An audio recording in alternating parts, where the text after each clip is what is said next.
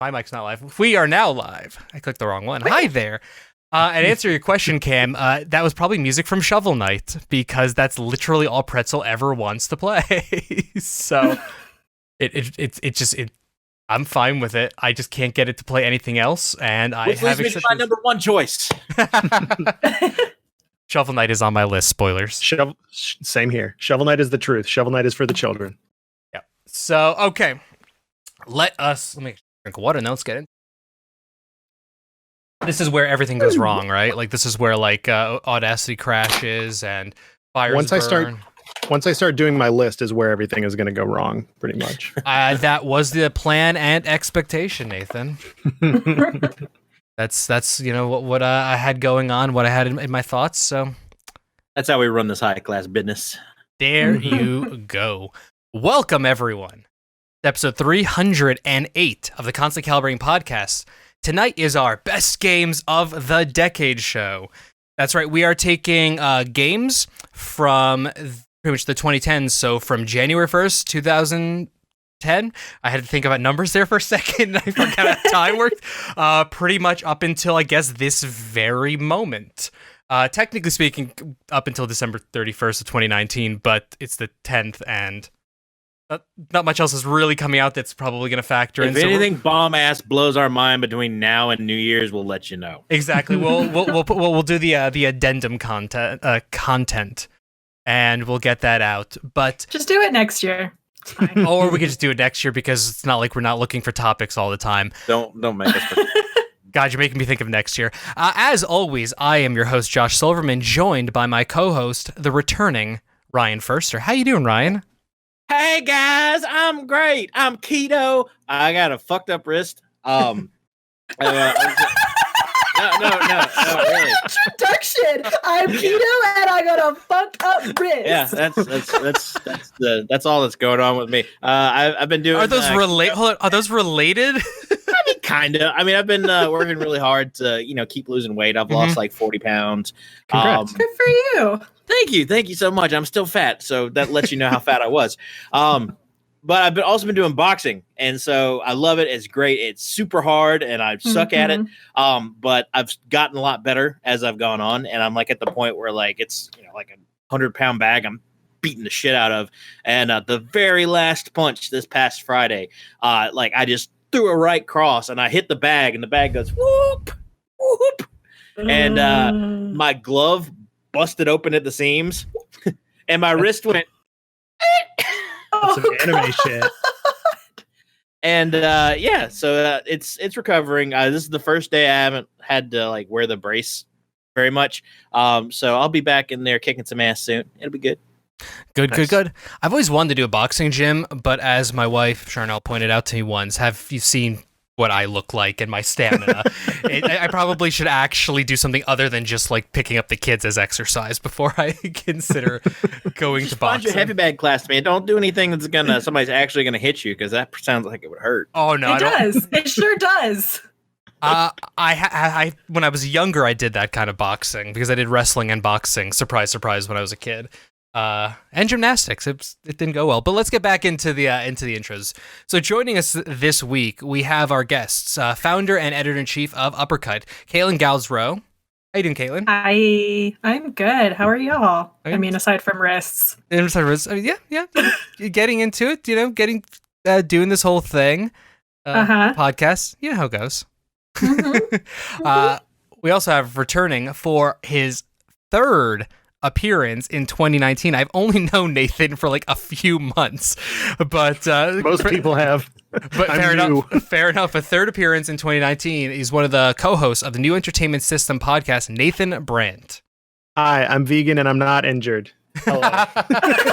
Oh damn it! I didn't list my dietary preferences and my injuries. Yeah, diet, ailments. How's it going, everybody? It's doing right. Now, Caitlin, do you have any dietary stuff you wish to disclose for? No, I was a vegetarian 2 years ago, but that's about it. Not anymore. I did vegetarian until technically, what I like to tell people, it was until my thyroid condition kicked in and I needed to change things up, but it was actually, and we did a Disney wedding, and it was until their caterer showed us the non-vegetarian food options, and we're like, oh no, we're going to try that. Yeah. Got to do it on a wedding. Yeah, and it was like, okay, that made that choice. Though, oh man, I wish I would have had an all-vegetarian menu at my wedding. That'd have been fucking awesome. I mean, I'd have been fine, but I just want to see everybody have a shit fit. We actually had a relative who got mad there were vegetarian options at all. So What? It literally doesn't hurt you to have options. welcome to the gaming culture. Also, it doesn't hurt that there's options. But hey, we're not here to talk about the shit show that has been gaming in the 2010s. We're here to talk about our favorite games from the 2010s, the best games, all that fun stuff. And we're just going to kick it off. So the rules of this is, we already talked about the time frame. We're just going to go pretty much around the veritable table here, and we're just going to take a game. Maybe we'll spice it up and take 2 games here and there, and we'll just discuss our own list, and we'll discuss with each other, and then we'll move on. So who wants to be our start person to throw out their first game? I nominate you. Okay, it's gonna be me. I'm just going up. I'm gonna go up my list pretty much the way I organized it. Because you go from top left, and we'll go top right, and then bottom left, and I'll just go last. My zodiac chart of favorite games. We'll go through. God, my joke was gonna be that sounds like my sex life. It's the year of the hot garbage, baby. Let's go. But yeah, so okay, I'll start. So just for my list, to be clear, I have this, like, if you know who sees it visually, I have it organized as a top 10 list. It's really kind of just like my bottom 5 and my top 5 of my favorite games. This list originally had like 17 games on it. By originally, I mean like 20 minutes ago. So I actually have another page with alternates in case I change my mind. But in case one gets sick, in case one gets sick and calls out, you know how injuries work and the weirdness of it. No, understudy. My very first game I'm going to throw out is Alpha Protocol from Obsidian. Games are entertainment. I can never remember what theirs is, but yeah. So Alpha Protocol, a game that is questionably loved by me is the way I always put it. But here's the way I look at it. I was looking at my list, and when I first started this list, I thought, so for those, Alpha Protocol was a spy RPG. When it was first announced, it appeared it was going to be Obsidian's essentially KOTOR 2 to KOTOR 1, but essentially instead of KOTOR 2, it was going to be their equivalent compared to BioWare with Mass Effect. It was going to be a spy RPG, and I love spy stuff. We still to this day don't have really spy RPG or spy kind of related things. So I was like, oh, this sounds really cool. Straight up, the game is rough around the edges, but I have rarely had more fun playing an RPG style game. I loved playing the character. I loved the options. I loved the replayability of it. I loved the stealth combat with a pistol in the game. I loved. There were so many different things that could happen in missions and change the structure of things more than people, I think, gave it credit. The game is rough as hell, but when I started seeing people doing their top 10 lists, my first thought that popped in my head is, what year did Alpha Protocol come out? And it turned out it was 2010, like May of 2010, and I was like, oh shit. So, you know, that's what led to this being on my list, and I almost didn't put it on, but I made a joke on Twitter, and like 4 different people tweeted at me. I was like, no, that should be on your list. So thank you for your encouragement. So my first thought when you say this is, I wonder how many people are like, what the fuck is he talking about? What game is that's me? Like, what? I'm familiar. I'm familiar with the name, but I don't think I've seen a single screenshot or anything from it in my life. Well, I honestly thought Alpha Protocol was like an airplane game or something. I don't blame anyone. It was not well marketed, and again, like, so the reference is, I said it was kind of supposed to be like Knights of Republic 2 to Knights of Republic 1. And remember, Knights of Republic 2 ended up being a rushed game that was missing a crap ton of content. And while some people do prefer it over 1, it is categorically missing a lot of what can make it a cool game. Alpha Protocol, comparing it to Mass Effect series, it's all the pieces are there, but it was clearly rushed and clearly didn't hit the marks they were looking for. But again, the way I look at these kind of lists is not necessarily what was the de facto greatest thing to come out. It's what impacted me the most and what made me happy. So Yeah, I mean the game it had a lot going for it. I'll give you that. It had a cool theme. It had had some writing by our good friend Chris Avallone. Shout out to Chris. I was gonna say, like, I had Chris Avallone on the show, like a legendary games writer, and what did I do? We talked to him for 45 minutes about Alpha Protocol, had him back a year later, and talked another 30 minutes about the game. So, like, I had him on to talk about anything in the world, and that's what I talked about. So the game must have had some degree of impact. So let's see. Let's just go around. I'm gonna go based on we're gonna go clockwise based on what I see on Discord. So Nathan, you're up. Okay, so my number 10 is actually 2 games because I couldn't choose between them, and they're they are the same game pretty much. Tetris 99 and Tetris Effect. They're not the same game at all. I know. I just couldn't decide between them and decided to lump them together. I have a little thing written that I'm vaguely going to go off of, but I think Tetris is like the perfect video game because it's simple and it's a little bit challenging as well. Pretty much everybody can play it in some capacity. It's extremely accessible. And the 2 takes on Tetris of 99 and Effect, it's really like 2 wholly different interpretations of the same like base concept of Tetris. I love Tetris 99 because you can, it takes that little that competitive aspect and fleshes it out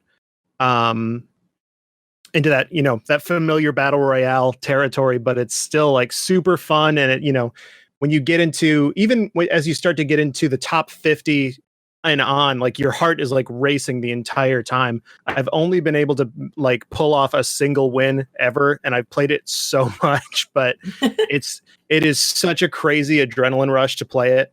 I was gonna say my wife plays 99 at least a few games every single day. She'll usually try to fit one in like while waiting for food to heat up or something like that, right? Or like she'll throw in a quick game. And the best she's ever done, I think, is I think she got to 3rd place. The best I've ever done was like 41.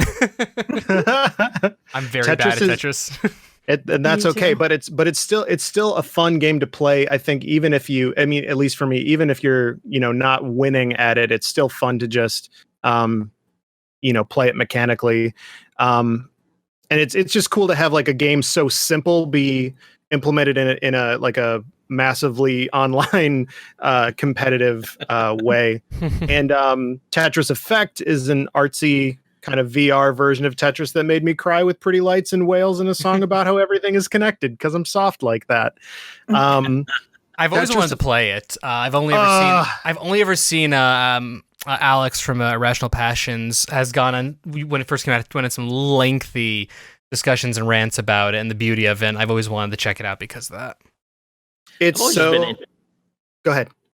Oh, I was just going to say, I've always just been interested in Tetris, mainly because of the history and kind of where it came from. Yeah. And how it's, based off of the pyramids where they would, throw laborers on top of each other. And as soon as, you got them stacked together, you just get rid of the bodies. Sure. I like Nathan was like, yeah, the history of Tetris, cool. And then Ryan's just go. I was like, yeah, Alexei Pajitnov, and then he made a version of Tetris called Hatris and Face Tris. That's what I thought too, and then it just really. And then he murdered all his slaves. I guess so. It is Russia, so who knows what happens over there? But Tetris Effect is comrades. Tetris Effect is very, very good. It is. Like the soundtrack interacts with you and you interact with it, but not in a way like Guitar Hero or Rock Band where you interacting with the game like makes the soundtrack, you're not scored on making the soundtrack better. It is reacting to you, reacting to it, reacting to you, in that really cool cyclical kind of vibe. I really love it. And like the first level and the last level especially are some of my favorite moments in games these past 10 years. So yeah. Nathan, would you say that it's vibin'? It is vibin'. It's vibin'. It's keeping it tight. It's the game with the 4 squares that come together in different shapes called Tetris, and it's very good. Sorry, I'm just. Why did you say it like that? Because I wanted to. I hate it. I was just No. flashing to the weird names that were like went viral as the real names from that fake real manual thing, and Yeah, like the Cleveland L and the Cleveland whatever, Z. like the Cleveland Z.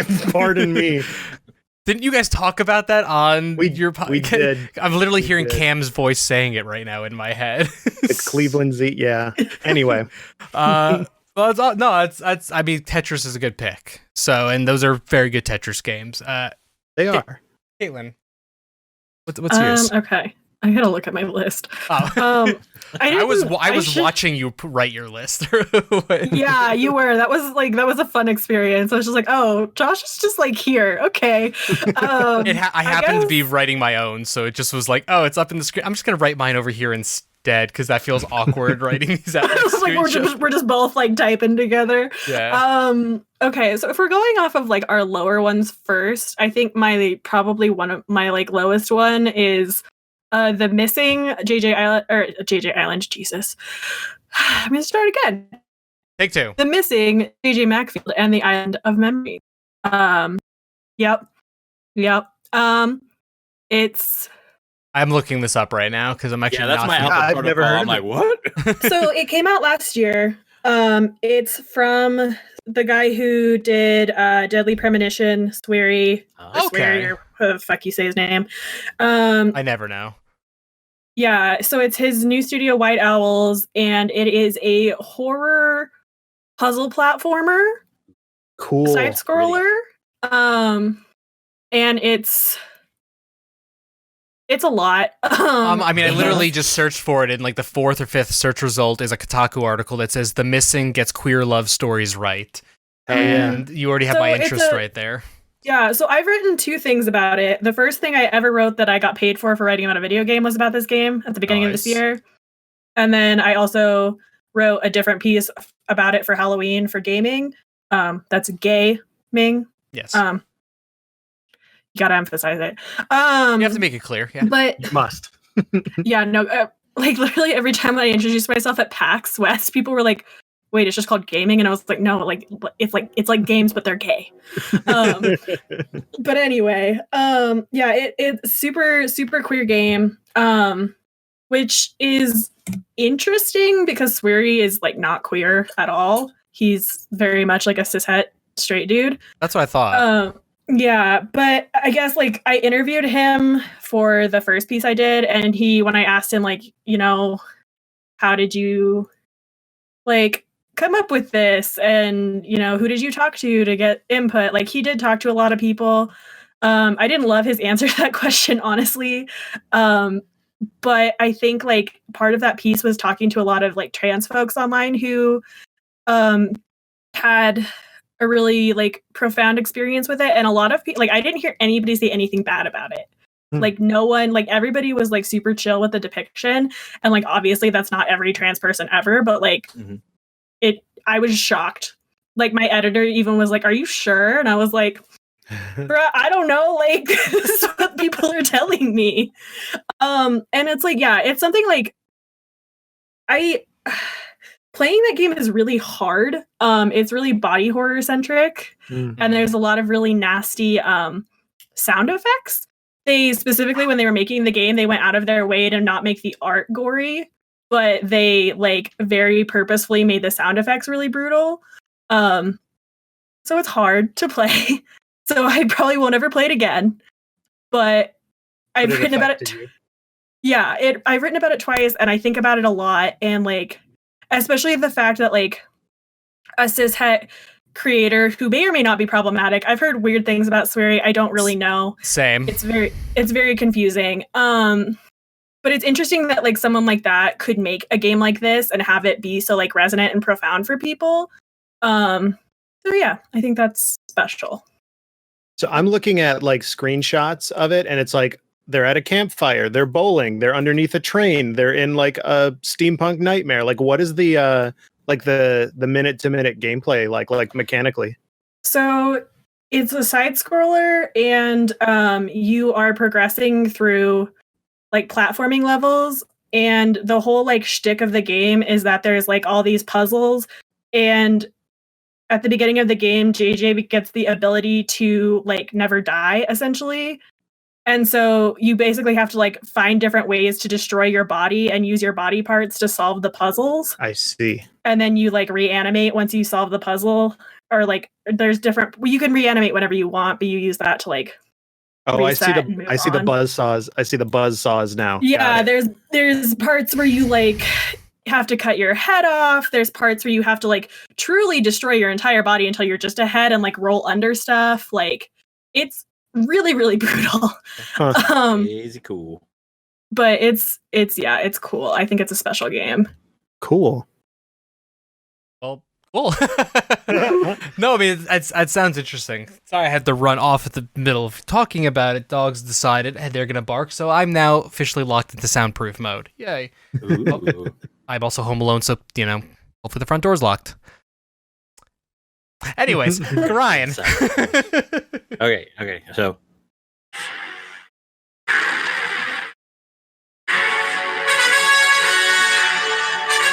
This is going up on YouTube, Ryan.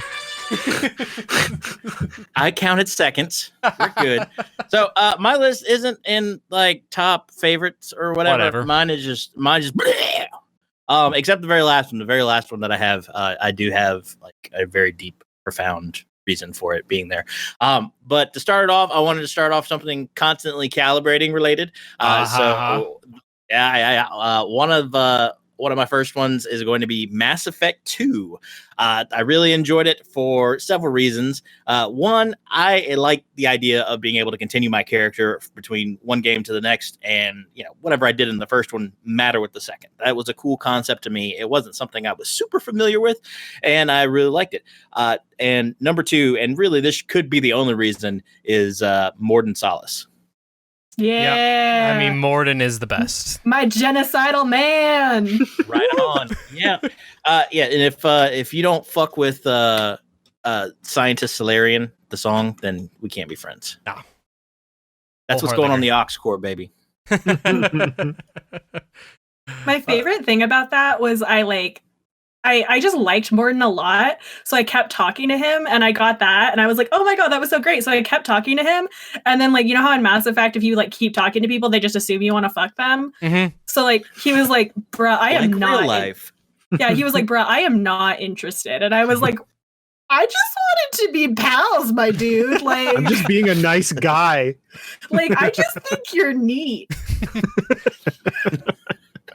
Morden was the best for me because I remember in the first Mass Effect, all I wanted was a Solarian person, because like you briefly get begins with Kirahi. You briefly have him on board after the Vermeer mission, and it was like, we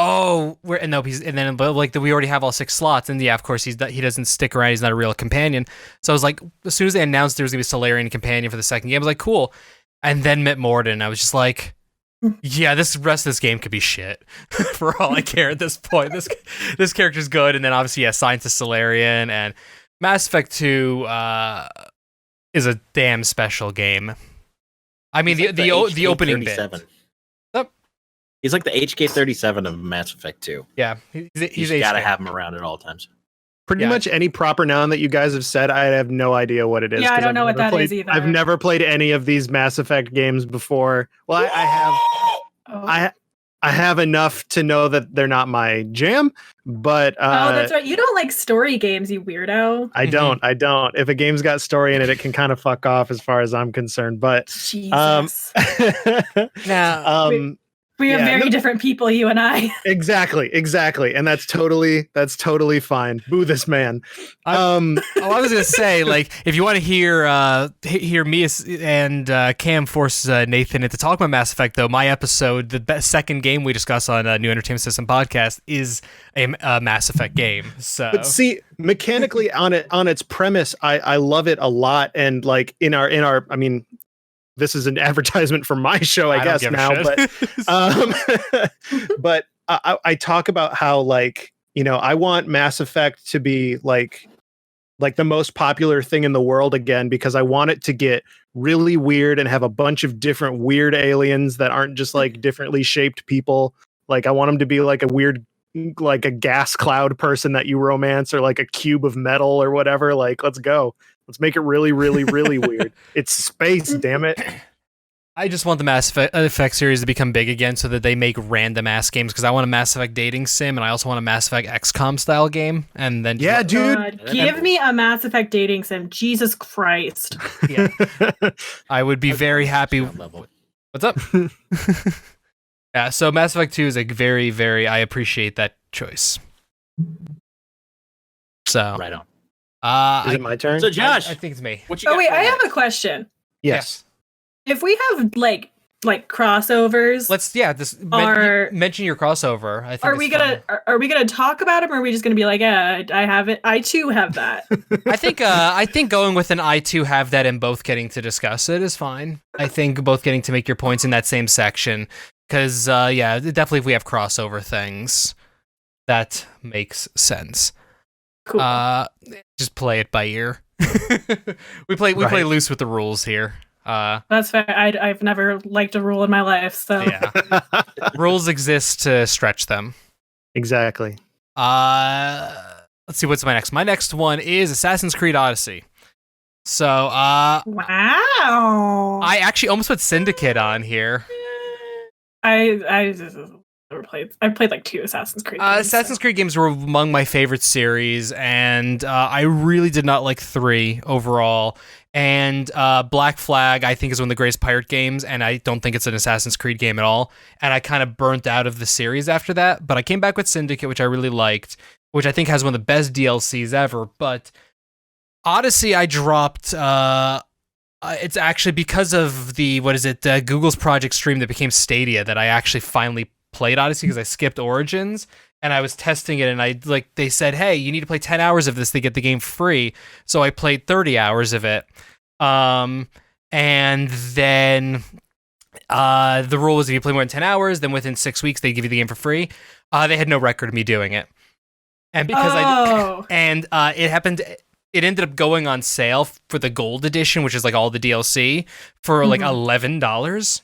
Within that 6 weeks. That's that Ubisoft shit, man. It's their Ubisoft's crazy ass sales that they do like in spring and fall. So I ended up picking it up. Turns out my save data though was on Stadia, was on Project Stream. So 30 hours. If anyone knows about me, I love story games. I do not like replaying story games. I hate with all my life, except for very few games.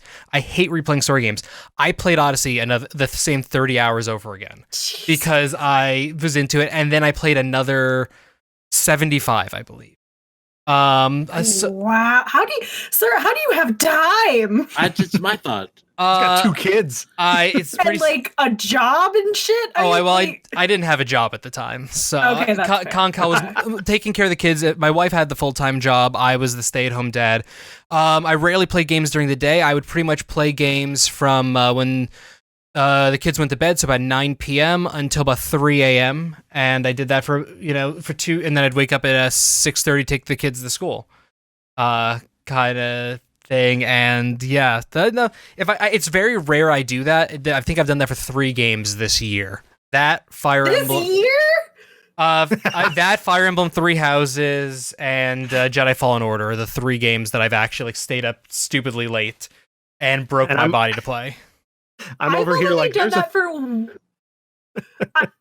that for 1 game this year, and it was fucking Greedfall, and it was only because I was being paid for it. And I was not paid enough, I will say. I'm over here like there's a 3 a.m. Look. We're getting off track a little bit, but like I've always been a night owl person. That's just most of Constant Calibrating stuff happens mostly so I would usually be playing games while I'm editing and stuff like that. So I would actually like be playing Odyssey, but I'd also be listening to one of our podcasts and editing it. Mm-hmm. I do most of my Constant Calibrating work in the middle of the night. That's just how I've always been, because when I was a teenager, I would stay up for about 3-4 days at a time, at least a couple times a month, just doing stuff, because I was I had crippling insomnia. That's a whole other podcast. I would just. There's very rarely do I play games to this length and stuff like that, but I got really into it. I love Greek mythology. And also, the game finally, it's the first Assassin's Creed to actually let you play as a woman. Because they finally discovered that women are not apparently hard to animate. Like, they're really stupid-ass excuse for, several years. That sucked. Really sucked. Dumbest excuse for both Unity and Origins, which... you gotta get the jiggle physics right. It's a whole thing. Is exactly. You have to have them perfectly. The physics underneath their outfits perfectly makes sense. But yeah, I know Cassandra I loved her character. I love the voice acting. Love everything about it. I loved exploring Greek mythology. I love the way the game played with the mythology and exploration. I love the changes to the combat. I love the overarching story. I still need to hit up all the DLC because my time played is literally just the base game. And yeah, it's just the game was cool. I liked it. You maybe don't have to play the DLC.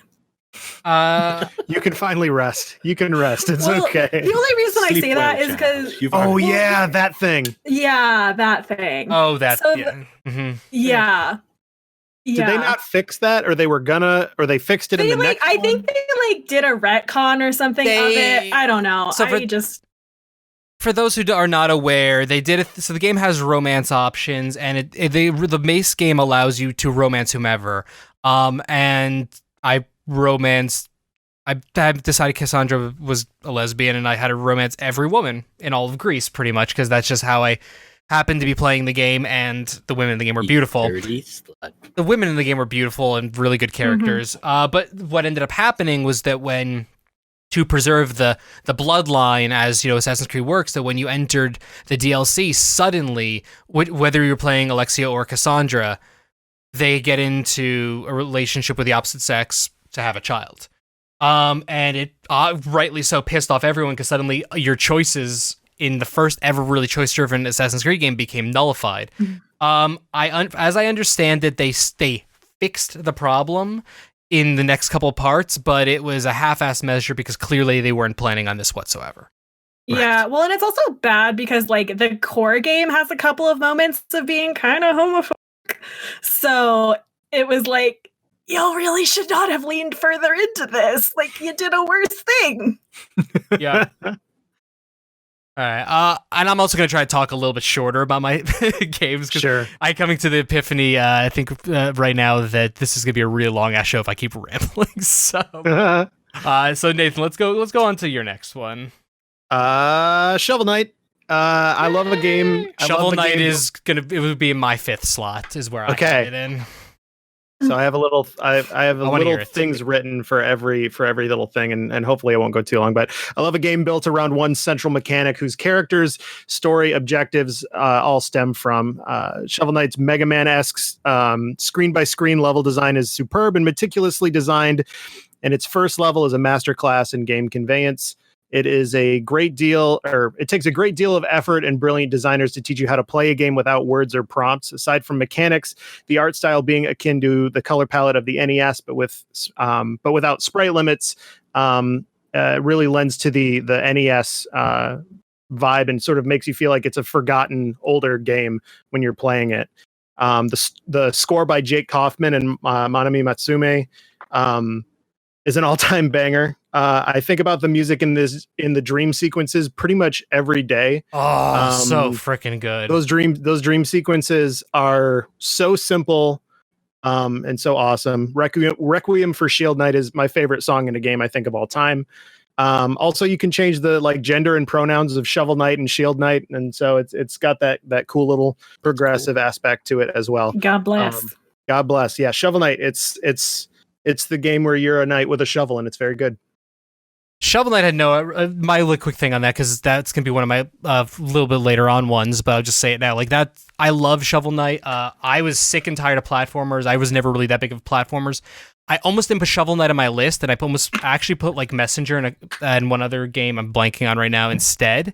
But without Shovel Knight, I would have never played Messenger. I would have never played other platformer harkening back kind of games, because it literally opened my eyes to what they could be. I have so much time in Shovel Knight, and I'm so ecstatic that at the day of this recording, their final parts of the treasure trove. Showdown and then King Knight. King of Cards. Thank you.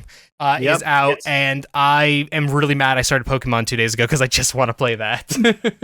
Yeah, no, it's still like it bugs me that Shovel Knight isn't considered in like best ongoing game categories because they are still updating that game that came out in 2014. I think 2014, maybe. Anyway, the year it came out. Something like that, yeah. The year of someone's lord. It came out and and it's very good. Fun co-op. Yep. The music is very, very good as well. Like I can't downplay that enough. It's very good. Our intro music on Constantly Calibrating Shovel Knight music every single week purely because Pretzel thinks I really like Shovel Knight music, and I do. And I've just never decided to fix that issue because it's just good and it's apparently free to use. So we keep using it. But I was going to say, Shovel Knight also, with a later patch in the Treasure Trove, allowed the ability to change any of the characters between male and female-based models, which I thought was a cool thing.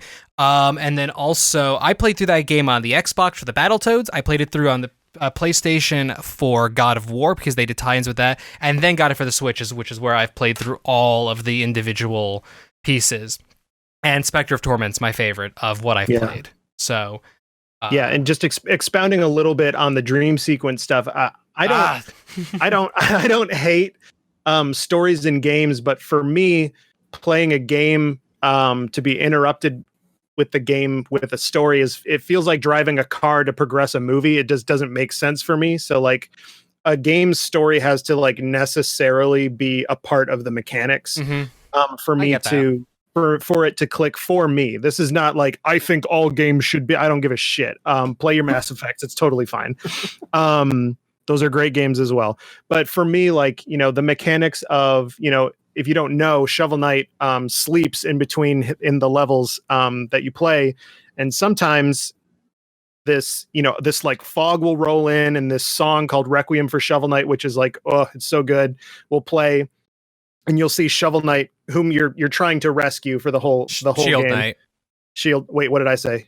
You've been saying Shovel Knight. You've been saying Shovel Knight rescuing Shovel Knight. Whatever. Yeah. Shovel Knight rescues themselves. Exactly.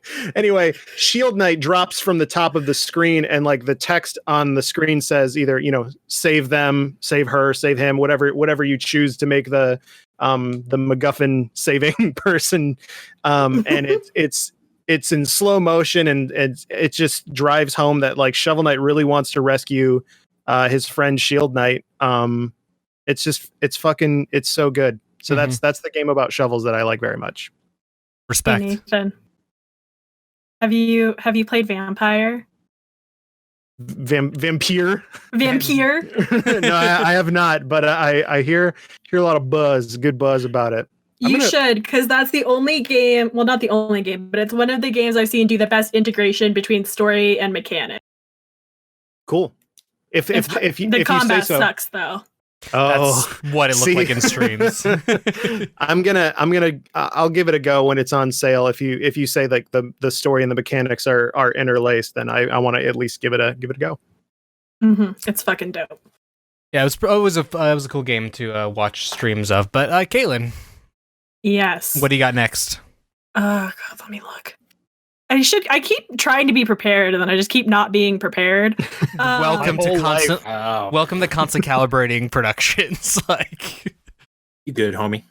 I think this is another one that like I think I'm the only one who's ever heard of it. It's called Halfway to the Lamppost, and it's a little Twine game by I can't remember her name. Her first name is Caitlin. Also, Caitlin Tremblay. Yes, she made Mortician's Tale, I believe, and then she now works at Ubisoft, or I think she actually just left there, but she was working at Ubisoft. She's a really, really, really talented writer. Say writer. But this game is cool. It's a little horror game, and it's about two kids who live on the same street, and you're playing as one of them trying to go to the other one's house, and they always meet at a lamppost in between their two houses, so you're trying to get to the lamppost, and spooky things happen. but it also cuts into like flashback. Well, they're like flash forwards, I guess, because it's like an adult dealing with like an abusive relationship. And like having like had experiences with that, it was really impactful, especially because I didn't realize that was going to happen, and I was actually playing it on stream when it happened, and I like had to stop playing for a second because I was like, oh. I need a moment. Yeah. And it's just, it's another thing where like, I want to write about it at some point. I just haven't like had the spoons to do it. But yeah, it's just a really like impactful experience, I think. And like kind of shows, I think, like the cool stuff that horror can do. So yeah. It's interesting because if you search for Halfway to the Lamppost, at least on DuckDuckGo, the third result is 5 queer horror stories to get you in the Halloween spirit by someone on this Discord call. So awesome. Good. Cool. Ryan. So, kind of the running theme with all of my games are just some games that made me feel something. And my next one is South Park: The Stick of Truth. It made me feel such joy and laughter. I'm a big South Park fan to begin with, and the game had great mechanics, had great writing to it, and it's just all that just puerile, stupid South Park humor. Sure. And I don't think I've ever laughed as much at a game as I did at Stick of Truth. So I definitely want to make sure it was on my list. Yeah, I had a blast with Stick of Truth. I played through it, was very bummed that 2 achievements glitched for me. I decided I was going to 100% the achievements, and then the game literally would never start again. Oh, no. Oh, right. It would always get to the class selection thing, and I forget exactly like what happened, but it could not progress past that point. It was just completely incapable of it. But I definitely was a fan of the game.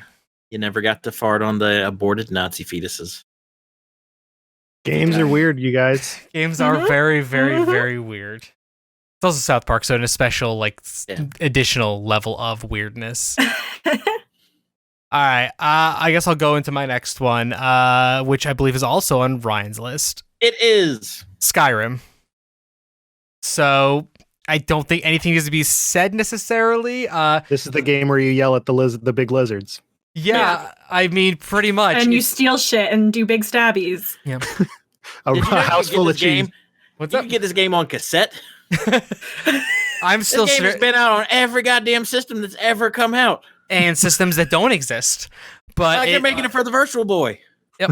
It was. I almost didn't put Skyrim on there because I was like, God, I haven't played Skyrim in years. Why does this count? And then I thought to myself, well, wait, when this come out? And I look back to when it came out, and I'm like, God, I literally played this game to death. Like I did every single solitaire thing because I was a fan of Morrowind, huge fan of Oblivion and Skyrim. Yeah, I did not really. It's Skyrim. It was a huge game for me for many years, and even though I haven't touched it in a while, I love it. And in theory, I will play the next Elder Scrolls game. That's a very. If you live long enough. Oh no, I mean if Bethesda lives long enough. With a lot of their choices of late. Sorry, Manny. But Nathan. This one is about the bald screaming man. It's the God of War game that came out for PS4. A lot of people that are way smarter than me have said way smarter things about this game, but my favorite, like it's sort of like your Skyrim thing where you're like it's Skyrim. It's the game you like probably. My mind always goes back to, like I said, story and mechanics being necessarily linked. In the game, Atreus, your son, is like he's feuding with you, and he stops listening to your commands in combat. And it really made me feel like I was his dad and he was like my misbehaving son. And I was just like, shoot the fucking lightning arrows, you ass. Like, come on. So it was a really cool example of like story and mechanics melding to make you feel something that only like that can only exist in a game, in my opinion. So I think that's really cool and a cool achievement. Aside from that, characters, combat, art design are all really, really good. There's a reason that you're gonna see this on most best of the decade lists from people. Yep. It would be on my list if I'd actually finished it, probably. But it will never be on any list of mine because I fucking hated it. But that's totally cool, and that's fine. That's totally fine. It's a sad dad game. Like, it's not like it treads on a lot of like ground that have been tread on, maybe even better by some other games. So I said my piece about it last year. I'm gonna talk shit a little bit about it this year, but we don't need to get into it now. Totally valid. Totally valid. You're not like weird or stupid for not liking God of War. Totally fine. No. That game just holds a special place in my heart, even though I didn't finish it because it released 10 days before my second kid came out. And it's the weird link. And I got to yell Cory Barlog in person for releasing it 10 days before my kid came out, which he just told some real dad shit. He just told me you should have played the game more. If you really wanted to finish it. So yeah, that was an interesting thing. So Caitlin. My next game is Bayonetta 2. Bayonetta 2, okay. If you're familiar with me online, you know that I am a big Bayonetta stan. Mm-hmm. She is a queen. She is a queer icon. She got gun boots, and I think that's really all I have to say about it. What else is there? Yeah, no, that's it. Like, I love Bayonetta. I love that style of like action game. Not for the like style points or whatever, but like I just like the way the combat feels. And Bayonetta's cool because it has like the perfect blend of like being kind of bullshit and extra while also having like actually interesting things to like say and interact with. And that's the kind of stuff that I eat up. Plus, I love a powerful woman who would step on me. So, you know. And the game just flows like wine, just like with everything. It's so good. It's so gooey. It's just, whoa. Yeah, it's so good. I've never played any of the Bayonetta games, but I love playing Bayonetta in Smash Brothers. So, in the rarity of plays. She's a queen. She's a queen. I love her. I like Cam's comment. Yeah. Fuck yeah, Bayo 2, let's go. That game fucking rips. I think Cam. I think Shout out. Sums up. Shout out to you and you alone, Cam. Indeed. Ryan. All right, so next up on my list, it's another AAA one. It's Grand Theft Auto 5. This game, it means a lot to me for a couple different reasons. First of all, like just a huge, expansive open world where it feels like a lot of everything you do kind of affects it a little bit here and there. As the story progresses, little things happen and it changes the world that you're in, and that was always kind of a really cool thing to me. Another cool thing for me is my father-in-law is actually one of the voices in the game. He's one of the newscasters who chimes in on their huge sound design, all the music, all the radio stations, a lot of cool stuff in there. And also my wife, she is the first game that I've ever seen her like play from beginning to end and been like, I need more. Well, fair enough. Yeah, good game. It's another one where you're like, yeah, a lot of people like it, and it's got a lot of things in it. You can play golf and then you can kill somebody. It's that game. I love GTA games, and I wish I played GTA Online more. Is kind of how I feel about it. Like, that's kind of what it sort of boils down to. My favorite thing is like the little like subculture of people that are doing like role play things online. Mm-hmm. RP stuff is amazing. Dude, roleplay stuff in online games is so cool. Yeah. But yeah, Ryan and I were briefly we tried to get into it. Yeah, Ryan and I tried. There's so many people doing it that we couldn't get into a server. Yeah, like we could not get into a server when the GTA stuff started striking off. We briefly tried doing RP stuff in PUBG. And it mostly was just us playing missionaries, trying to evangelize the people as we're going door to door. And the shot in the face. The biggest problem with it was one, for the most part, the people we were playing against really couldn't hear us, so it kind of ruined the bit. Also, Ryan was making me laugh so much I could never stay in character. So, plus, we were really fucking terrible at that game. So also, we were bad at the game. So, it was the shortest RPs ever. It was not great in that regard. But We couldn't get into GTA, so that's you got to do what you got to do. I really want to do Red Dead Online RP, but I'm never gonna actually have time to get into that either.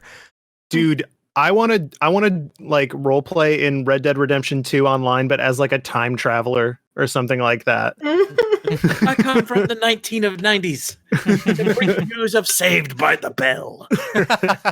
I mean, I think that would be pretty damn awesome. Let's see. So my next one is going to be Mutation, which is, I'm actually looking over this. I was to say, is this my only one from this year? Yeah. So Mutation came out a month or so ago. I have no idea how to say the developer's name. They literally. I can't remember Goots. They literally had a video that was called "How to Pronounce Our Name," and I still couldn't after I saw it. But Mutation is essentially an ensemble cast quasi soap opera. The way they likened it to me back at PAX West was, imagine like Deep Space Nine, Lost, those kind of things, where it's just a large cast. But the game is beautiful, absolutely gorgeous visuals. It's divided up into multiple parts of the day. So like early morning, afternoon, evening, late evening. And you walk around essentially like it's a point and click adventure game, but without puzzles. It's all just conversational, and you are growing gardens for people that play music. And it's like only, I think like 15 screens essentially, but they're all immaculately drawn. And it took me, I think it was like, it's like a 12-hour game. It took me about a week to finish. I actually missed my deadline for reviewing it because I even straight up said to those who sent me the review code, I'm like, hey, I'm not hitting the embargo on this because I actually want to spend more time with the game. And that's like what it like just kind of meant to me. And I just wanted to spend more time in it. And yeah, I beat the game in like a little over a week, and I haven't played it now in a couple of months, and it's like 5 of my backgrounds on my rotating background on my computer, and I never stop thinking about the game. It's got a great art style to it. And it's really pretty. I really need to play it. But it looks really great, and I've heard so many people say, similar things to what you were saying. So I really got to check it out. It's a phenomenal story. It's very well put together, and yeah. It's just this game that I continuously come back to. I tried it at PAX West, and it was really cool. And we did get a code for it, but I was not used the code. So I have not played it yet, but it's on my backlog for sure. Yeah, I definitely, if you like story-based like point-and-click adventure-esque things or ensemble cast stuff, I cannot recommend the game enough. My favorites. A bitch loves visual novels, so there you go. Same here. Nathan. This is probably the opposite of a visual novel. It's Mario Kart 8 Deluxe. This is the party game. Is that the opposite of a visual novel? I feel like something else would be the point. Sir, I've never had to drive and break in a visual novel. Then you're playing the wrong one. No, I don't know. I was gonna say, what are you playing? There's like a good combo there somewhere that you could probably make, but I wrote like the best Nintendo games. This takes a simple mechanic of steering, pressing A, and drifting and using items. And it gives you like a huge swath of tracks, carts, characters, and items to use that. So no race is ever going to be the same as another one. It's all every experience is wholly unique. And it has the most fucking ripping sax solos I've ever heard in any video game. It fucking rules so hard. Fucking saxophones are great. This game technically came out twice this decade, and I could honestly make it take up 2 slots if I wanted to because of how much time I put into it. But you can play as Link riding in the Blue Falcon in an Animal Crossing level in a Mario Kart game, like Kingdom Hearts. Fucking Kingdom Carts, baby! Yeah, give it to me. It's so good. It's Flavors by Sleep. It's in there. Oh yeah, shit. Yeah. But yeah, no, this is I like the game where you play as the plumber who drives the car. It's very good. I mean, it's pretty much one of the quintessential party games, without a shadow of a doubt. So good. I'd say good call on that. Caitlin. My next game is hold on, I have to double check. I picked it and then I forgot. It's Mass Effect 2 is my next game. It was like one of the first games I played when I started getting back into gaming my senior year of high school. And I had taken such a long time from playing games that I just like didn't know that shit like that existed. And then I was like, whoa. And also going back to Women Who Would Step on Me, my canon playthrough is the one where I romanced Morinth and died right after. That shepherd died. That shepherd did not save the world.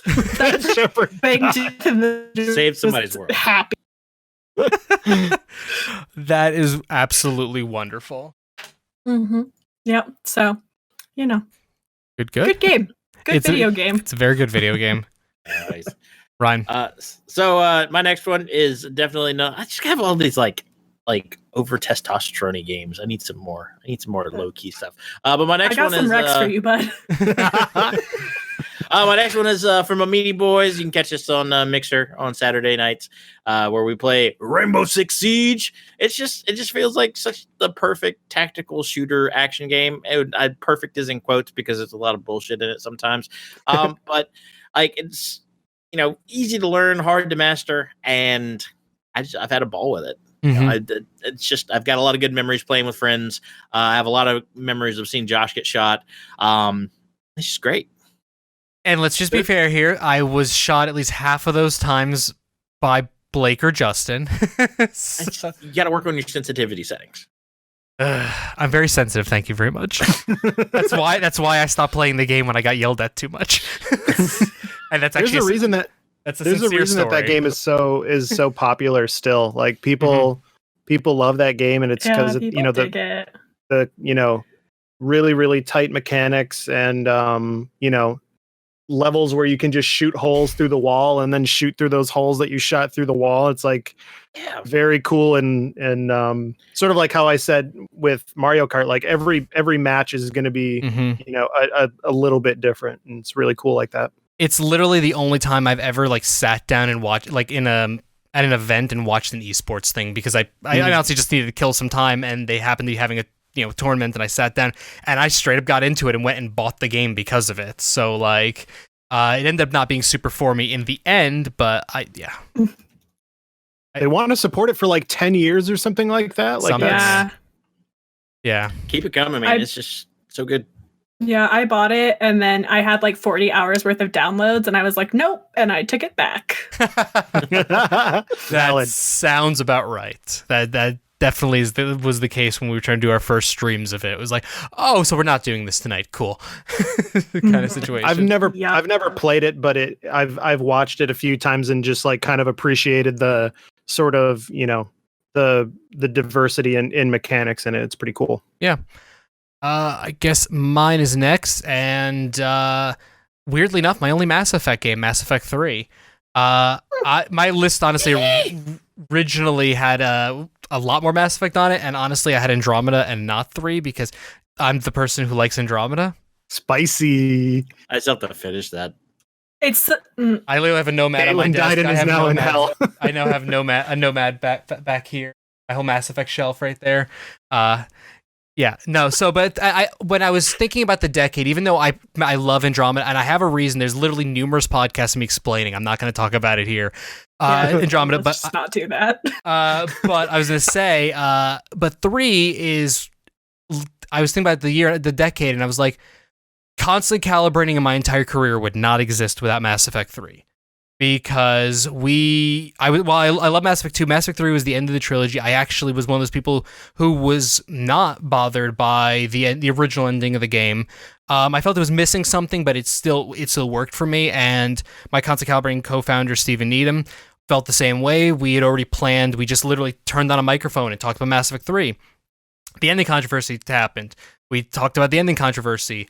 And then we just kept talking about other topics, and literally I have a podcast called Constantly Calibrating that happened because of Mass Effect 3. So it's, again, like I rate stuff based on the importance in my life, and very few things rank higher than 3. I also sincerely love about 85 to 90% of the game unconditionally. So, just the full combination of everything. And then the multiplayer on it wasn't that bad. The multiplayer on 3 is phenomenal, and I wish I played more of it, but I don't really want to ever go back to it now. It's kind of dated. But at the time, it was a phenomenal experience, and I did spend a lot of time with the multiplayer. So, yeah, it was a nice combination of, like, my first favorite game series. My first true favorite game series, like, in my adult life. So, yeah, Nathan. It's Journey. Hey.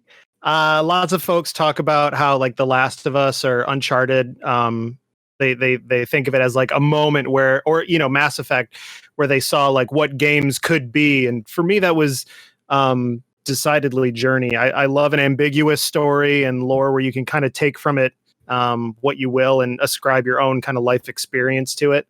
Lots of people have different interpretations of what the story is. And I think you'd be hard pressed to find somebody that didn't walk away from the game with some strong opinion one way or the other.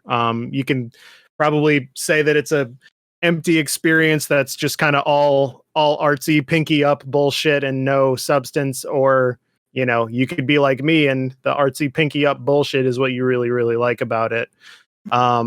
The online aspect of it that I didn't know about until I beat the game was really cool, where you're like, I just thought that I was like encountering other like travelers and stuff. And then at the end, it was like, you played with like Noob Master 69 and like the Cruncher.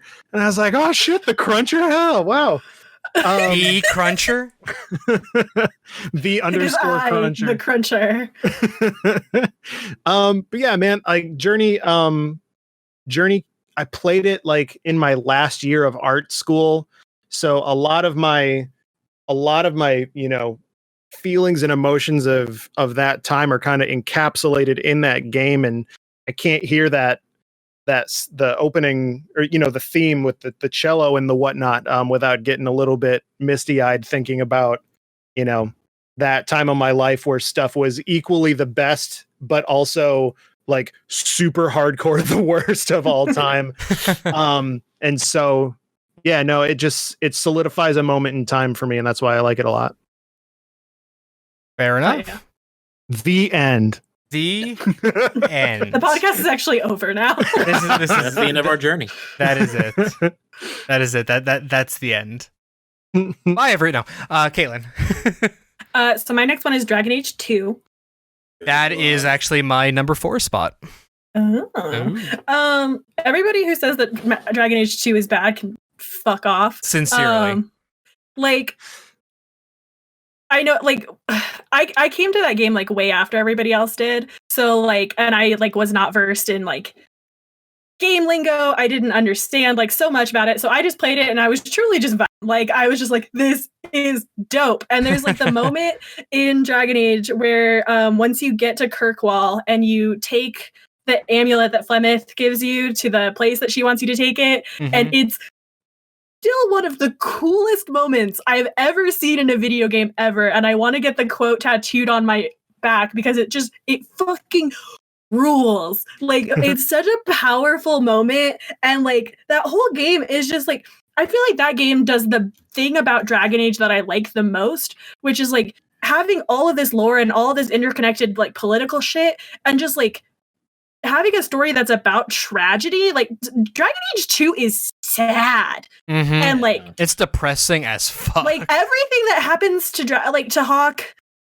it's fucked up and like it sucks. And like, but it's a story about like love and friendship and like, you know, overcoming oppression or dealing with the fact that oppression and like shitty systems are complicated. And like BioWare's not great about a lot of their stuff. There's a lot of really good criticism out there about like how they handle like, you know, their allusions to things and whatever. But like, I think that stuff is still really powerful. And like, also all of the women in it are great. All of the men are shit, but Varric. I do like Fenris, even though I hate him.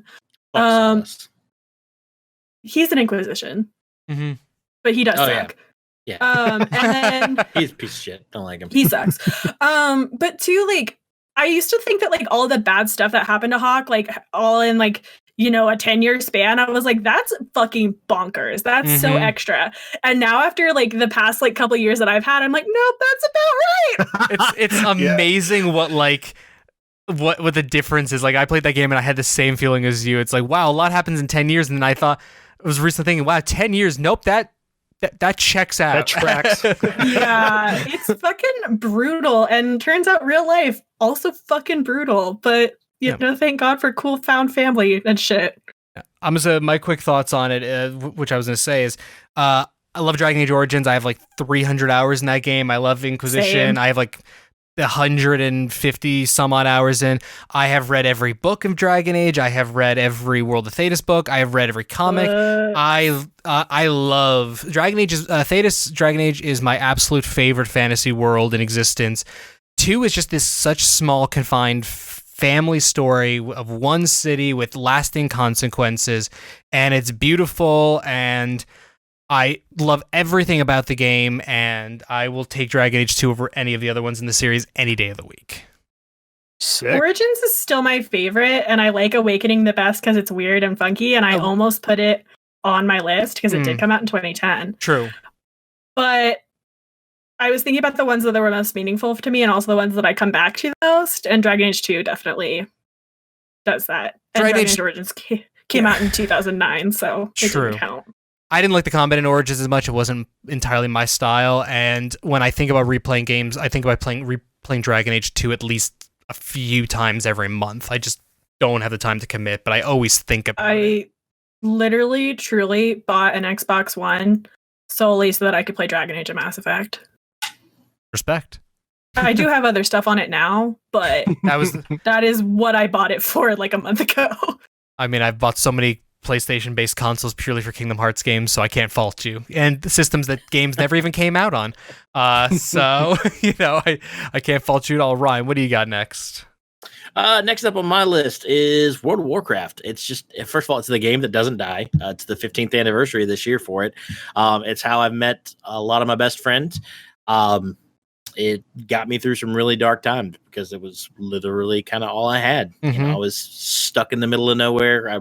I, didn't have any friends nearby, and it was my outlet to hang out with my friends. And I wrote a big article for it for Concal, and I think it's still up if you go check it out. But it was a good one. It goes through the story, but yeah, it just has a really special place in my heart, and it's like the mafia. No matter what I do, if I leave it always brings me back in. It's one of those games where it's almost more of a place than a game. Oh, absolutely. Sort of like how Destiny is, where it's or Fortnite for a lot of people too, where it's just like, this is just where I go to see my friends. It doesn't really matter what we're doing. But this is, Josh is online and I want to talk to somebody, so I'm getting on. The amount of times I use a lot of different MMOs, but specifically WoW as essentially my therapy chair in the middle of the night when I couldn't sleep, where I would just log on and see who else had insomnia that night. Cannot be measured, pretty much. So I feel that. So we've actually hit a lot of mine already on other people's lists. So I think I'm already in my final 3. Dang.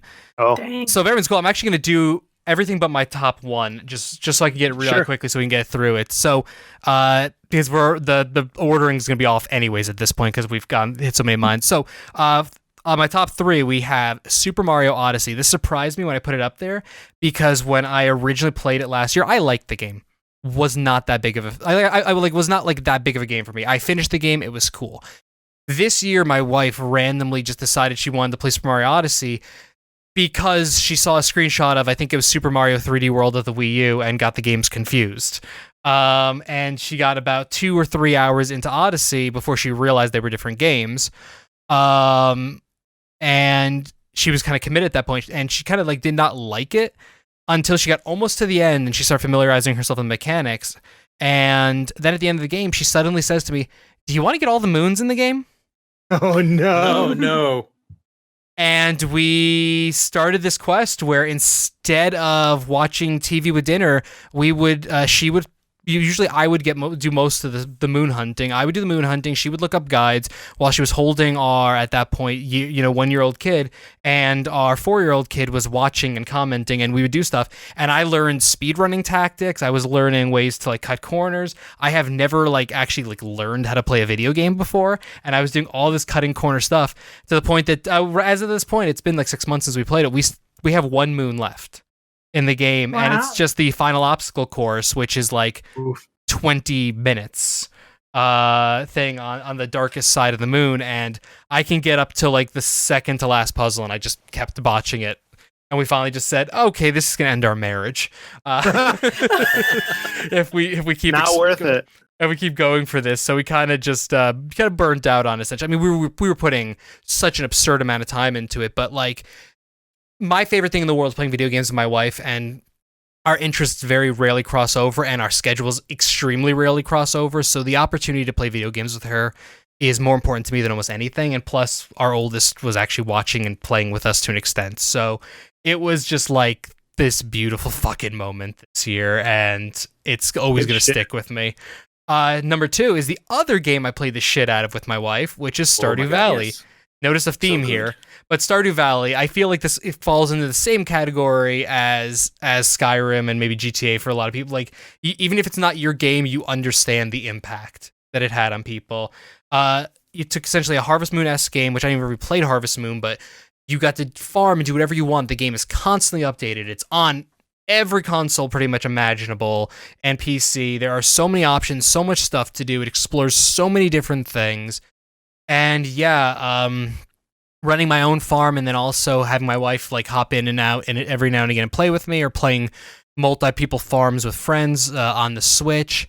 I have probably 200 hours on PC in the game, and I probably have another 200 hours on Switch. It's just a game that I literally had to uninstall from my PC and Switch because otherwise I would never gonna play anything else. It's just the single most chill, fucking calming experience imaginable. It's almost like that MMO, a place instead of a game thing that Nathan mentioned. But it's lots of people play it with their partners. That's all. That's sort of half of the stories I hear is I played it with my partner or whatever. So that's really cool. Yeah, it's one of those games that when it started off, it was amazing, and over time, it's just got more and more stuff. It's got multiplayer. I really like how it includes all sorts of different lifestyles. You can kind of be whoever you want to be in the game. That's pretty cool to me. And it never feels like you're wasting time when you're playing it because it always has just that hook in you. Well, it works so well for the people who want to min-max and get everything as quick as possible and really level up, get money and get everything built. And also people who are just I'm just gonna fish.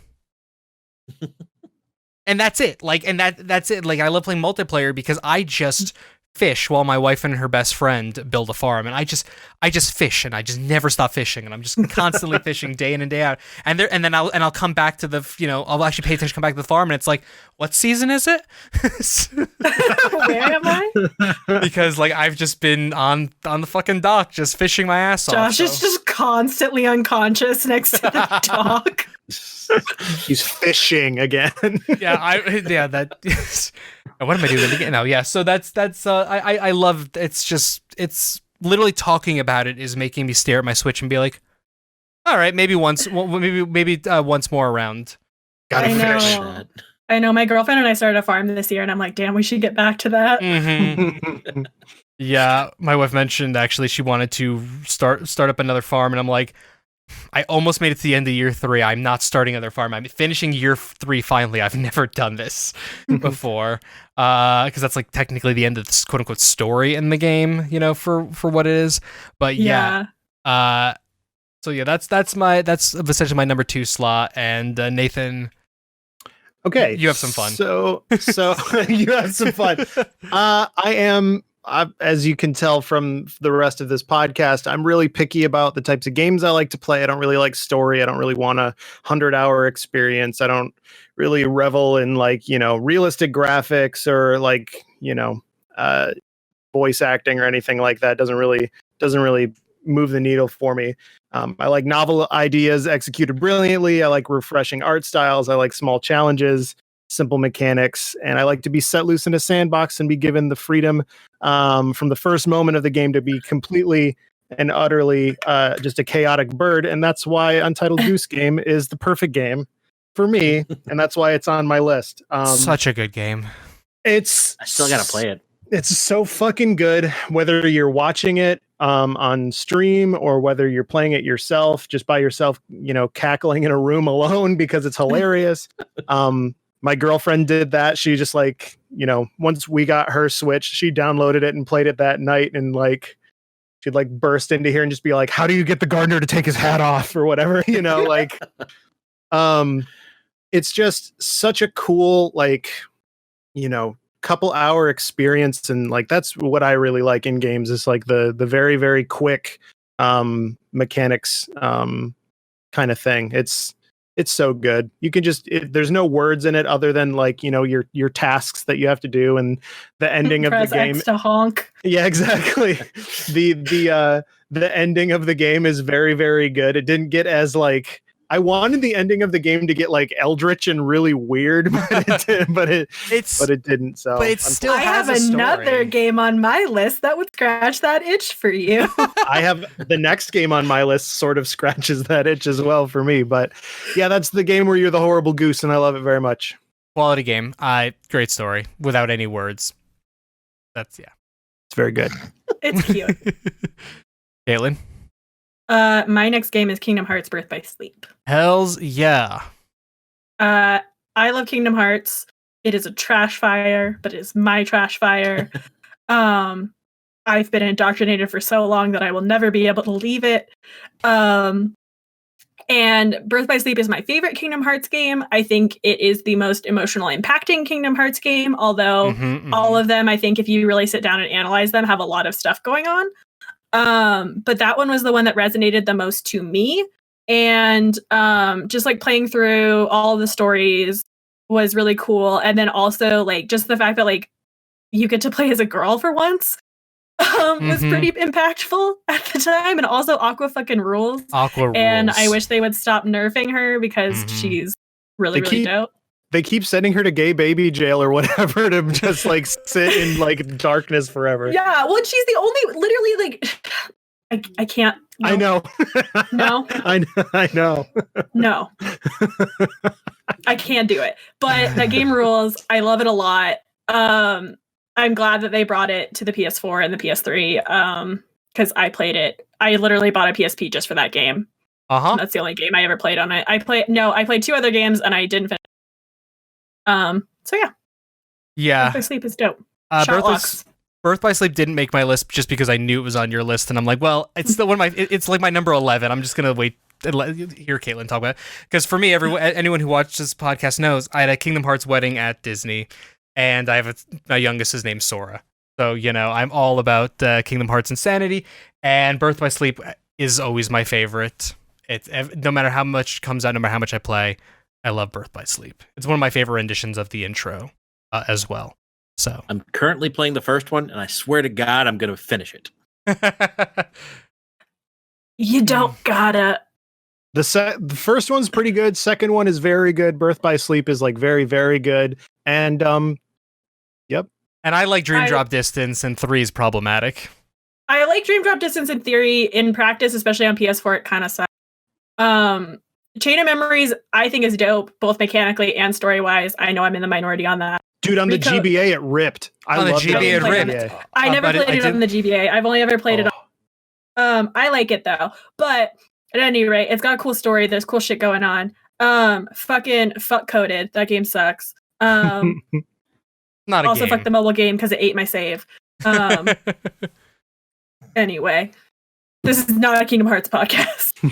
No, but it could be. Ryan, go ahead. Let's de-Kingdom Hearts this. Sure. So I've got the same problem Josh has. We've kind of gone over some of the same ones already. So I had Mass Effect 3. We talked about it. I had Skyrim. We talked about it. And I'm gonna get through these next 2 really quick and kind of save my last one, because the last one is one that really it came out of nowhere and hit me like a Mack truck. I really want to hear you talk about your last one. I'm actually really desperate to hear you talk a little bit about it. So sure. So the next one I'm gonna talk about is gonna be Overwatch. This one, it's a great game. I love it. But it's another one of those ones that just has like a really special place in my heart because I was at BlizzCon when they announced it.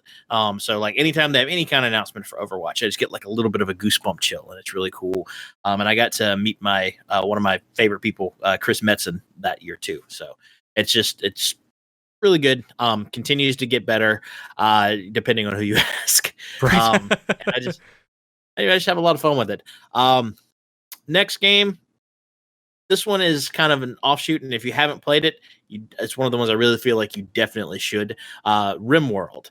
It's kind of a colony builder, where you get your little pawn guys and you build a colony, and just anything can happen. It's one of those games where there is no story to it, but like little stories happen within it.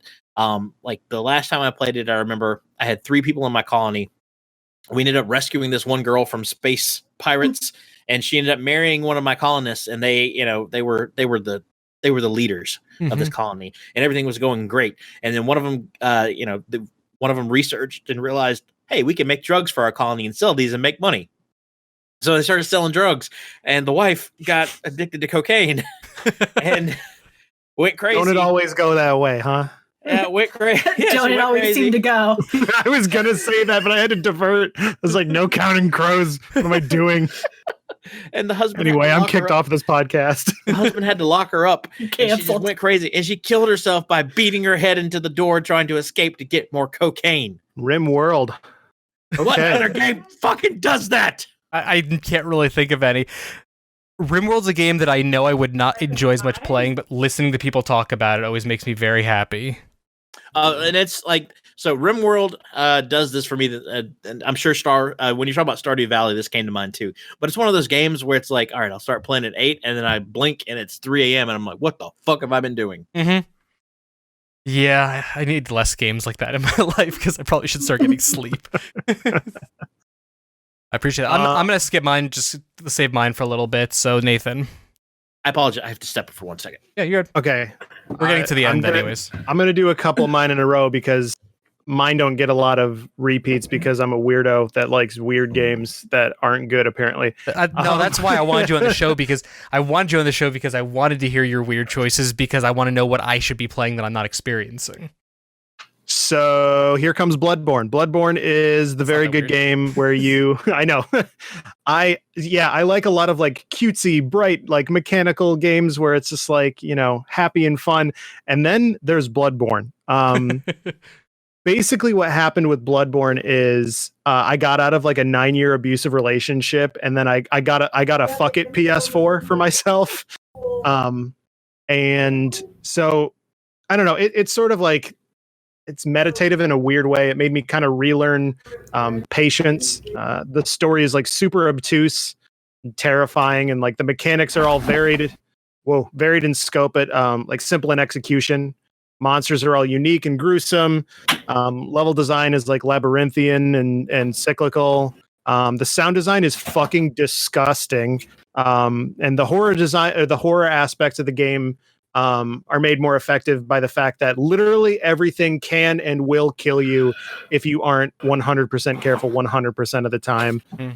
So if you're up for that kind of like brutally unforgiving challenge, the game is gonna reward you. But I really do wish that you could just knock it down to an easy mode and just play through it. I would really like that. Yeah, because it's just not accessible in that way. Like I think like the like desired effect from the designers is it feels good when you beat a boss and you've been banging your head against a wall for like 3 hours trying to do it, but at the same time, fucking I don't have time for that. So it would be cool to just fucking just get the game, or get the weapon that's the whip, and just like fucking just go through it and chop folks down. Threaded cane. I just play that game like it's Castlevania. Basically. I just like any game with a whip. Hell yeah. Threaded cane, and I know exactly what you're talking about. Hell yeah. The story is one of the most wild rides I've ever been on. Like, and I think about the game every day, where you start out and you're like, okay, it's werewolves, so it probably has like something to do with the moon, and you're not wrong. It definitely has something to do with the moon, but it's it is not just werewolves. It goes some places, but so that's Bloodborne. I'm going to move on to my next game because we're going to try to condense stuff, but it's super cliche. Next decade we're probably doing top 5 per person. Good choice. It's super cliche to say that Undertale's story and characters meant a lot to me, and that the mechanics and the art style made me fall in love with it, but it doesn't make it any less true. I still love that game. The humor is great. The game reacts to how you play in a way that I've never experienced before or since. And the music is phenomenal and has some of the best uses of leitmotif that I've ever heard in any media. It's just like that warm hug of a game for me. I really, really, really love it. And yeah, it's just really good. I don't really know what more I can say about it. It's one of those games where it's like, okay, yeah, that's in the it made me cry like pile for sure. My number 2 game is Breath of the Wild. It accomplishes the rare feat of making exploration its own reward. Some of it is because most of the rewards that you get break, and so that you have to make exploration its own reward.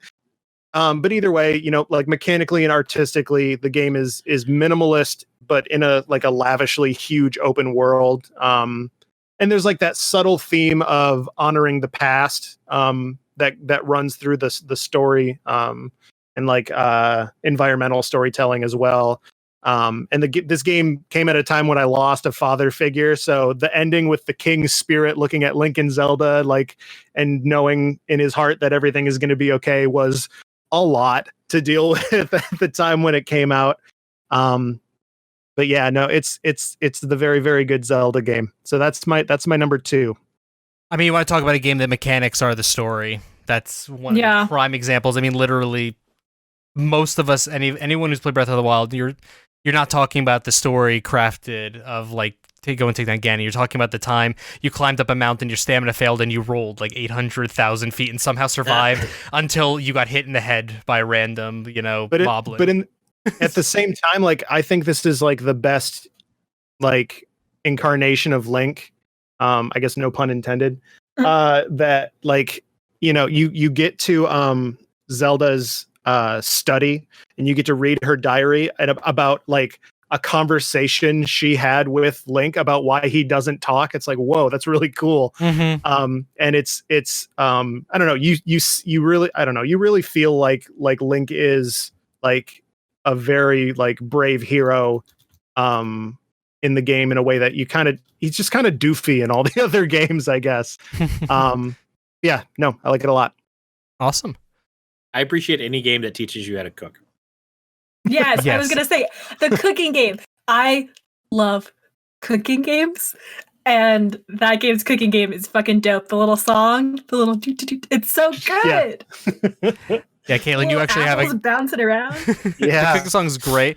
Caitlin, you actually have a cooking related game on your list that I didn't put on my list because I knew it was on yours and I could discuss it. So I do. I'm not going to talk about that one yet. No, I'm just saying. But in reference. But it's your turn. It's your turn to do. Games. It's your turn to do all your games except for the first one now. So whatever you want to be your top one. Your turn. Well, spoilers. The top one is not the cooking one is not the one I'm going to talk about right now. So my next game is going to be Pyre from Supergiant. Fuck yes. That game I bought on a whim because I was feeling really restless and didn't know what I wanted to play, and I was like, Magic Basketball sounds like it could be fun. And then I started playing it, and it's so much more than that. Like, I don't give a shit about sports. Like, I like the theory behind sports. Yeah. And I like the politics of sports, but I don't like watching sports. And I don't like playing sports games usually. But like the gameplay in Pyre is so fun and cool. And the story fucking rips. It has really, really interesting things to say about like the nature of politics and like justice and like systems restorative justice and religion. And it fucking slaps. And the music is so good. And it got robbed for soundtrack that year. Even though award shows are dumb. And that game just fucking rocks. I love it a lot. I haven't played Transistor.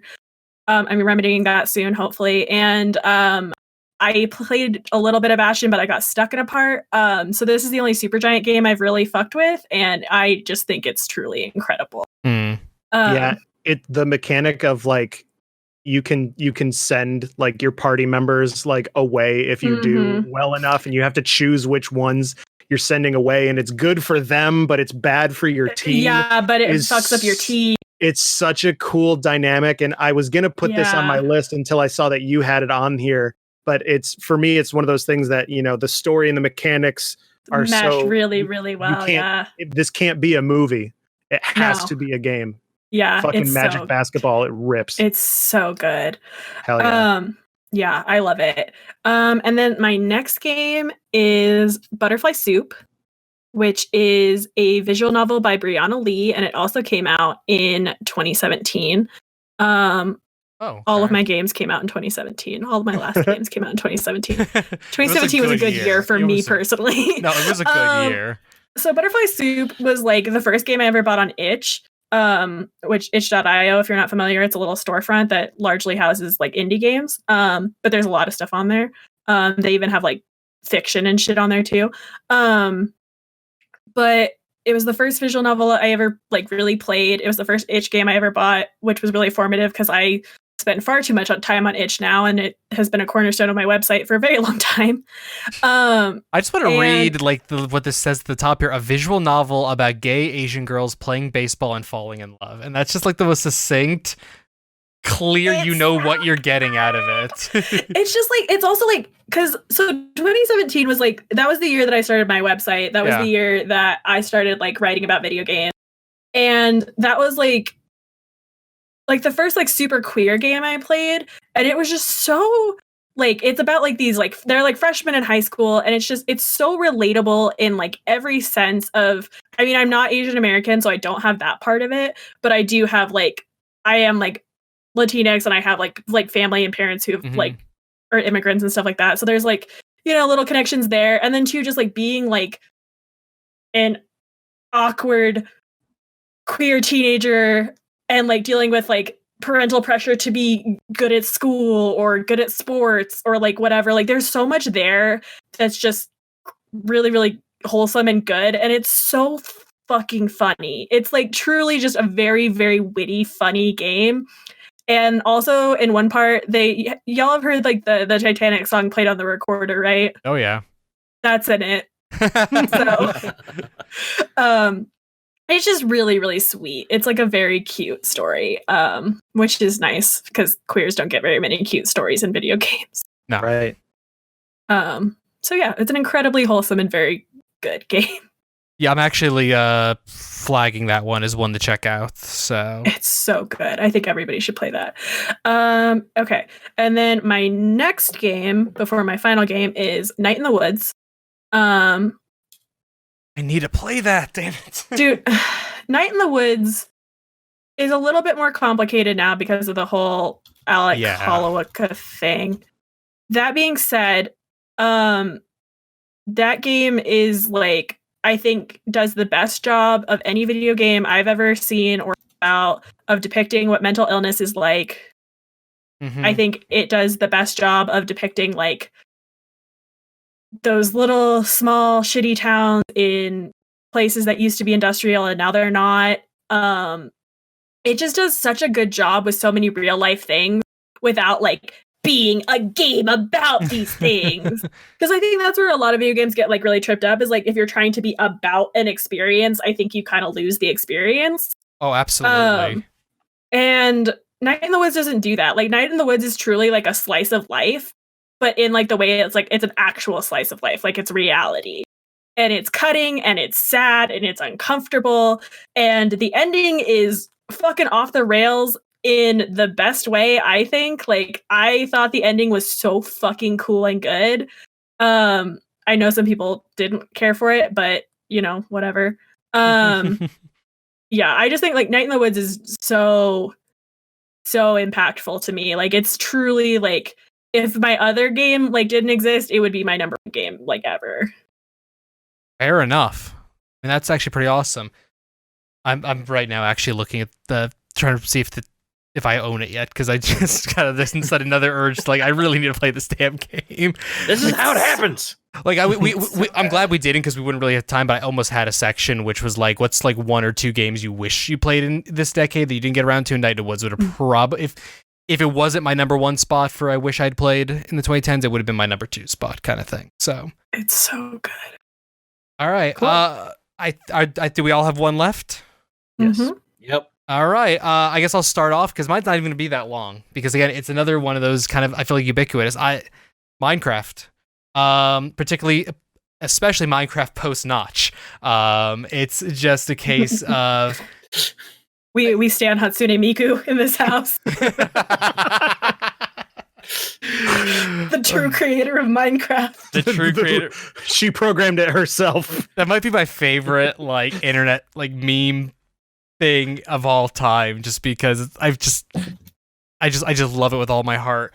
But I didn't know that was a thing until literally this second. So God, it's a fucking meme, yeah. it's one of the best memes. It's just because we don't, other than like that little slip up there, we don't speak of anyone else because Hatsune Miku. Because Hatsune Miku made it. Yeah, exactly.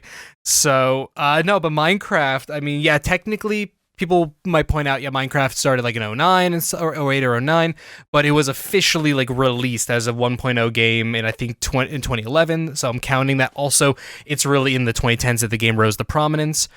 It's also been released on multiple platforms in the decade, so I think it counts. Yeah, exactly. Again, and it's one of the first games to become truly multi-platform. You can play it everywhere with everyone.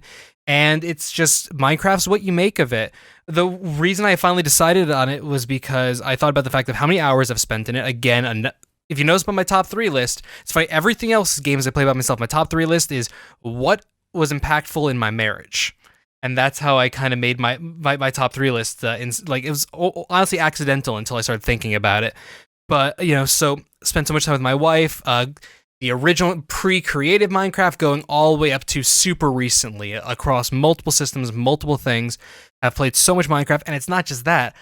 I have watched nearly every like achievement hunter Let's Play Minecraft. I've watched that means like 300 plus hours of Minecraft stuff, if not more. It's just like, I think about the fact it's not just how many hundreds of hours I've played Minecraft, it's how many hundreds of hours I've watched Minecraft. It's just essentially the game is what it is, and yeah, I'm not even a particularly creative building person, but I just like, I literally make the same fucking thing every time. Since pre-creative, I make the same goddamn thing every time. A gigantic floating glass ball that's a layer of glass, then lava, then inside is the building, all made out of glass, so that it has natural light. And I make that every goddamn time I play the game. It's on so many people's servers, but literally a month ago, Justin and I were talking about getting a server to do Sky Factory 4, because it's just like Minecraft just keeps popping into my head. I can go a year without playing it, 2 years without playing it, or watching anything, and then just suddenly say, "Oh, Minecraft! Yeah, I'm gonna just become obsessed with that for like a week or two, and then forget about it again." So it was one of those things that when it came down to making a top 10 list, it was like, how could I not? So, Uh, I've never played it, but it seems fun. It's always been a long time for me since I played it, but it's just fun to just kind of just fuck around and listen to the music and build some things and maybe get online with some friends and also fuck around and build things. It's cool. Yep. It's got its own little like cycle, and it works for what it is. So I'll always appreciate it, because I think the long and short of it. Nathan. This is probably my favorite game of all time. It's Pokemon Go. It's a mobile game that doesn't demand money from you, which is respect. I appreciate a lot. That's nice.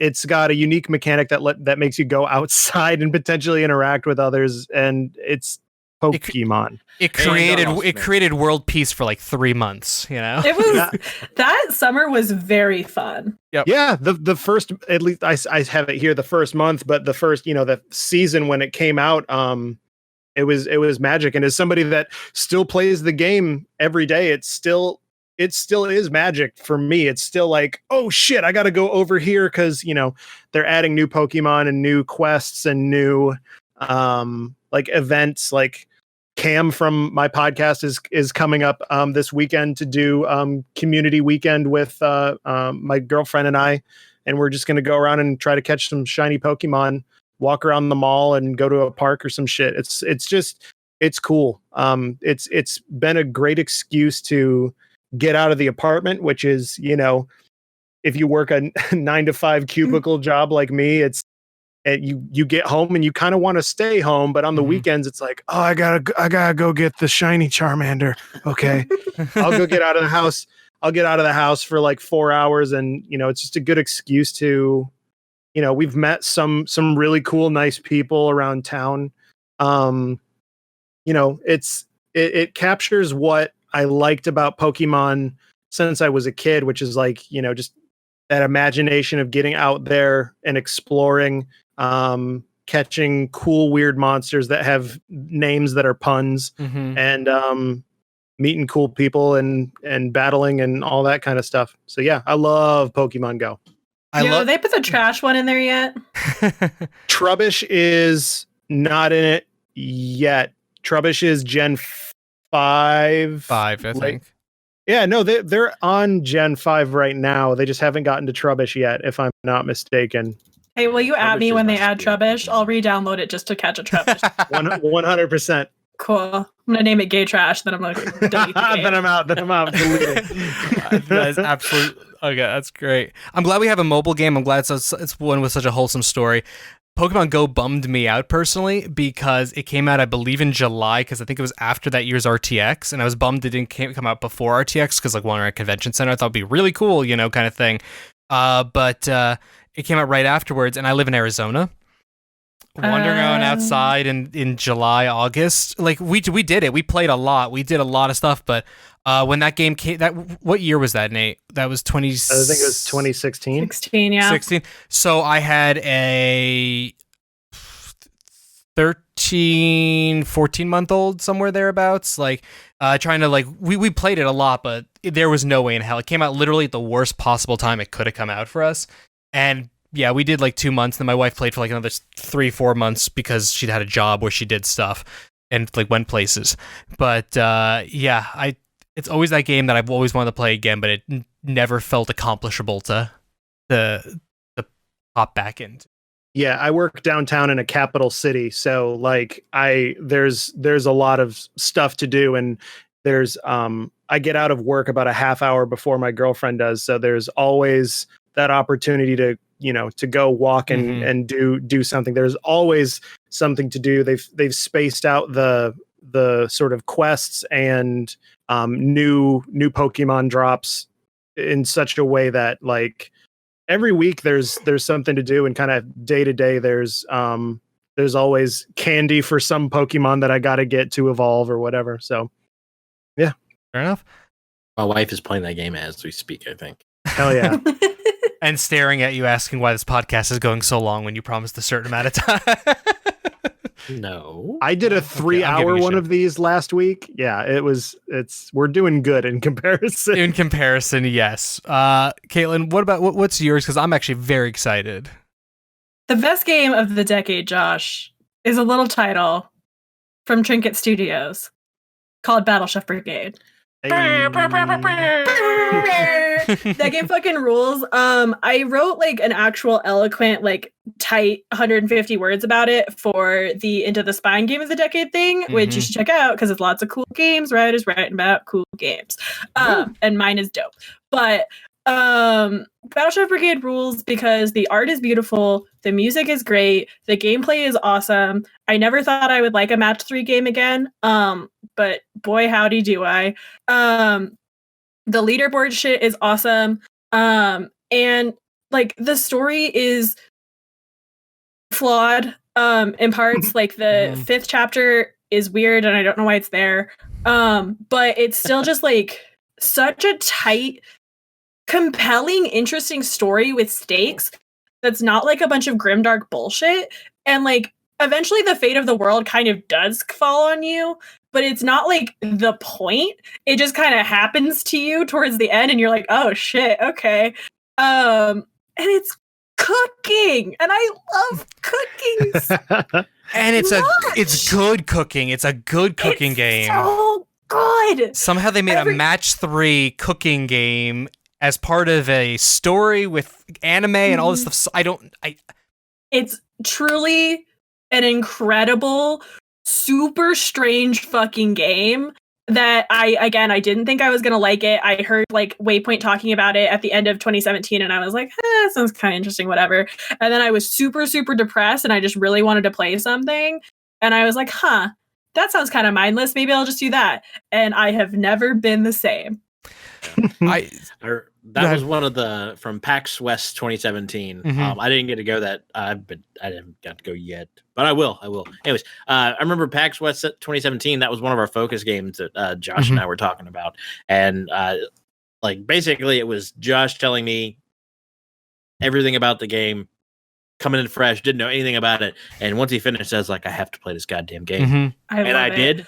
And it's so well made. I mean, the story on it is great. The art is amazing. The gameplay is fantastic, and the cooking is cool. Also, the soundtrack rips. I listen to the soundtrack on Spotify all the time. It's so soothing and cool and good and perfect. I have in my life. It's good. I have never coveted a piece of like promotional thing more than Easy Bake Oven. Than the Easy Bake Oven Jackie Collins when she used to work for Adult Swim sent out. There have been times when I've been like, oh, I wish I was more well known, or I wish I was, like higher up in the echelons or something, so I can get one of these promotional items. I have never before like actually seen an item come through where I was like, I almost wanted to email the PR person, but like, I will buy that from you just so I can. No, own literally, it. I'm tempted to like tweet at Waypoint and be like, do you still use oven? Because I'll buy it from you. I'm also so sad there was a limited run box that came out for it that I totally just like, I think I hadn't even played the game yet when it happened. And that also looked really dope. And I'm very sad that I didn't get that. I didn't know limited run existed when I was playing the game. So like, I just was not aware, and I missed that one too. There was also, I believe, an apron at some point released. Yeah, the apron was part of the limited run thing. There you go. I want that apron so badly. I want it too, yeah. But anyway, yeah, it's a perfect video game, so. It's very, very good, and I will wholeheartedly agree with that. Very much so. I'm very happy somebody put it on their list, so I could. Yeah, no, I love it. I've been on a podcast literally about the best video game. That was my game. I've sold multiple people on it. Every time I tweet about it now, Trinket Studios retweets me because they talk about it all the time.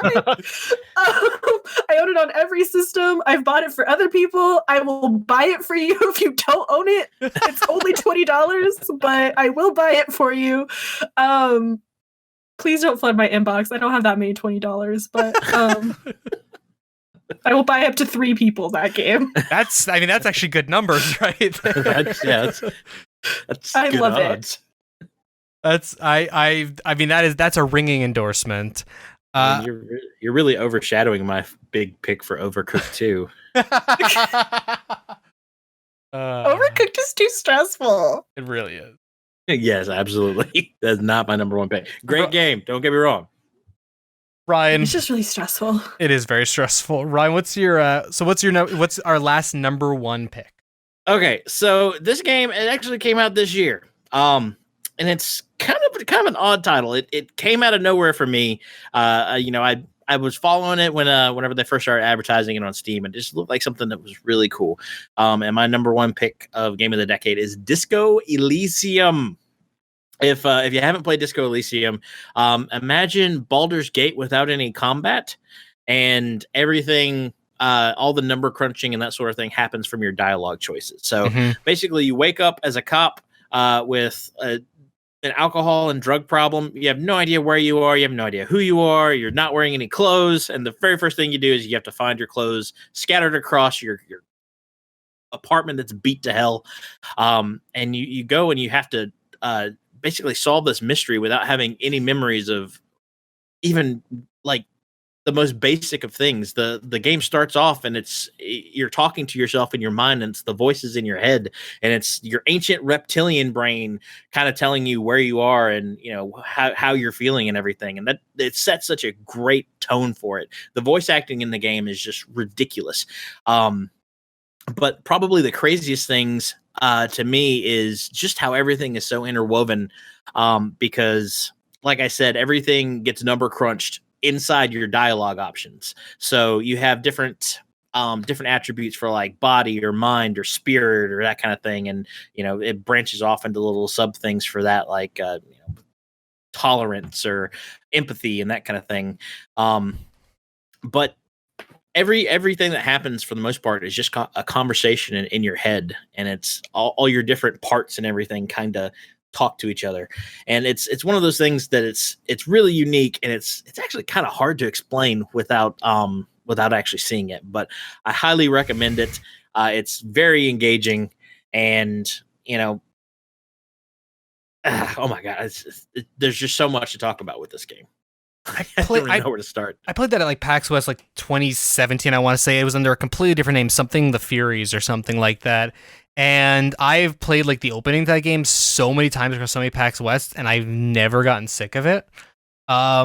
It's literally, though, the only reason I didn't actually like play it yet, it was just bad timing, and also I'm like, I want to get some distance from my multiple playthroughs at the beginning of the game before I actually like go into it. But everything I've seen and hearing, just how like excited you've been about it, Ryan, it's just been delightful. Like it's made by a guy named Robert Kurvitz, and he founded a studio called, I'm not sure how you pronounce it, but ZA/UM, sort of, it's Zaum or anything like that. They'll probably, well, as soon as they know that, we mentioned this, they may watch it. And if you do, hey, thanks for making an awesome game. We love you. They're really engaged with all their fans. It's awesome. Yeah, they are. But I don't understand how they wrote the story for it, because everything is so interwoven. Because from the very first interactions that you make in the game, those can affect something that happens much farther down the line in the game. And it's not just, one thing is tied to another. It's one thing is tied to two things, which is tied to three things, which goes back to the first thing and then goes to the fourth thing. And if that's blown your mind, then that's what this game has done to me. It's blown my mind. So, many things. I'm still chipping away at it, working my way through. I'm almost to the end. I've had sort of the end spoiled for me, but I'm gonna get there, and it's ridiculous. Love it. That's how awesome. good it is. It's a game I haven't completely finished, and I think it's the best game of the day. I mean, that's pretty awesome. I like when you know. I mean, it's like love. When you know, you know. Well, this is my game of the decade. It may not be for everybody. It's sure. It's heavy in the story, so Nate's gonna hate it. Yeah, no, and I like legitimately have like reading problems. So like looking at like how much reading you got to do in that game, it's like it's gonna be a no from me, dog. Like that's totally fine, because I don't want to call it a niche game at all, but if it fits the kind of personality that you have and the type of games that you like, I guess a good way to put it is it's kind of like an isometric RPG like Baldur's Gate. Yeah. But boy. Had a crazy sex baby with a visual novel and Fight Club and 12 Monkeys. Oh, that's so much shit. I mean, I don't know about Fight Club and all that, but I love an old RPG and I love a visual novel. It's more like the mind stuff with that. It's not, it's not like he goes out and do stuff. Like there are some fight scenes which are pretty cool, but they're fucking ridiculous. They're not they're not like super gory or anything. I have like 3 games from this year that I still haven't gotten to that I really want to, probably next year, and that is definitely on my list. That's how I feel as well about it. So awesome. I think great options for people. Have some very fucking different options between the 4 of us, which is really why I wanted to try to get this like wide array, or try to get as much of a wide array as people as possible, because I knew if it was just Justin and I doing one of these shows, even if we brought Ryan in, it would be the same shit. It would just be the same shit. Mass Effect.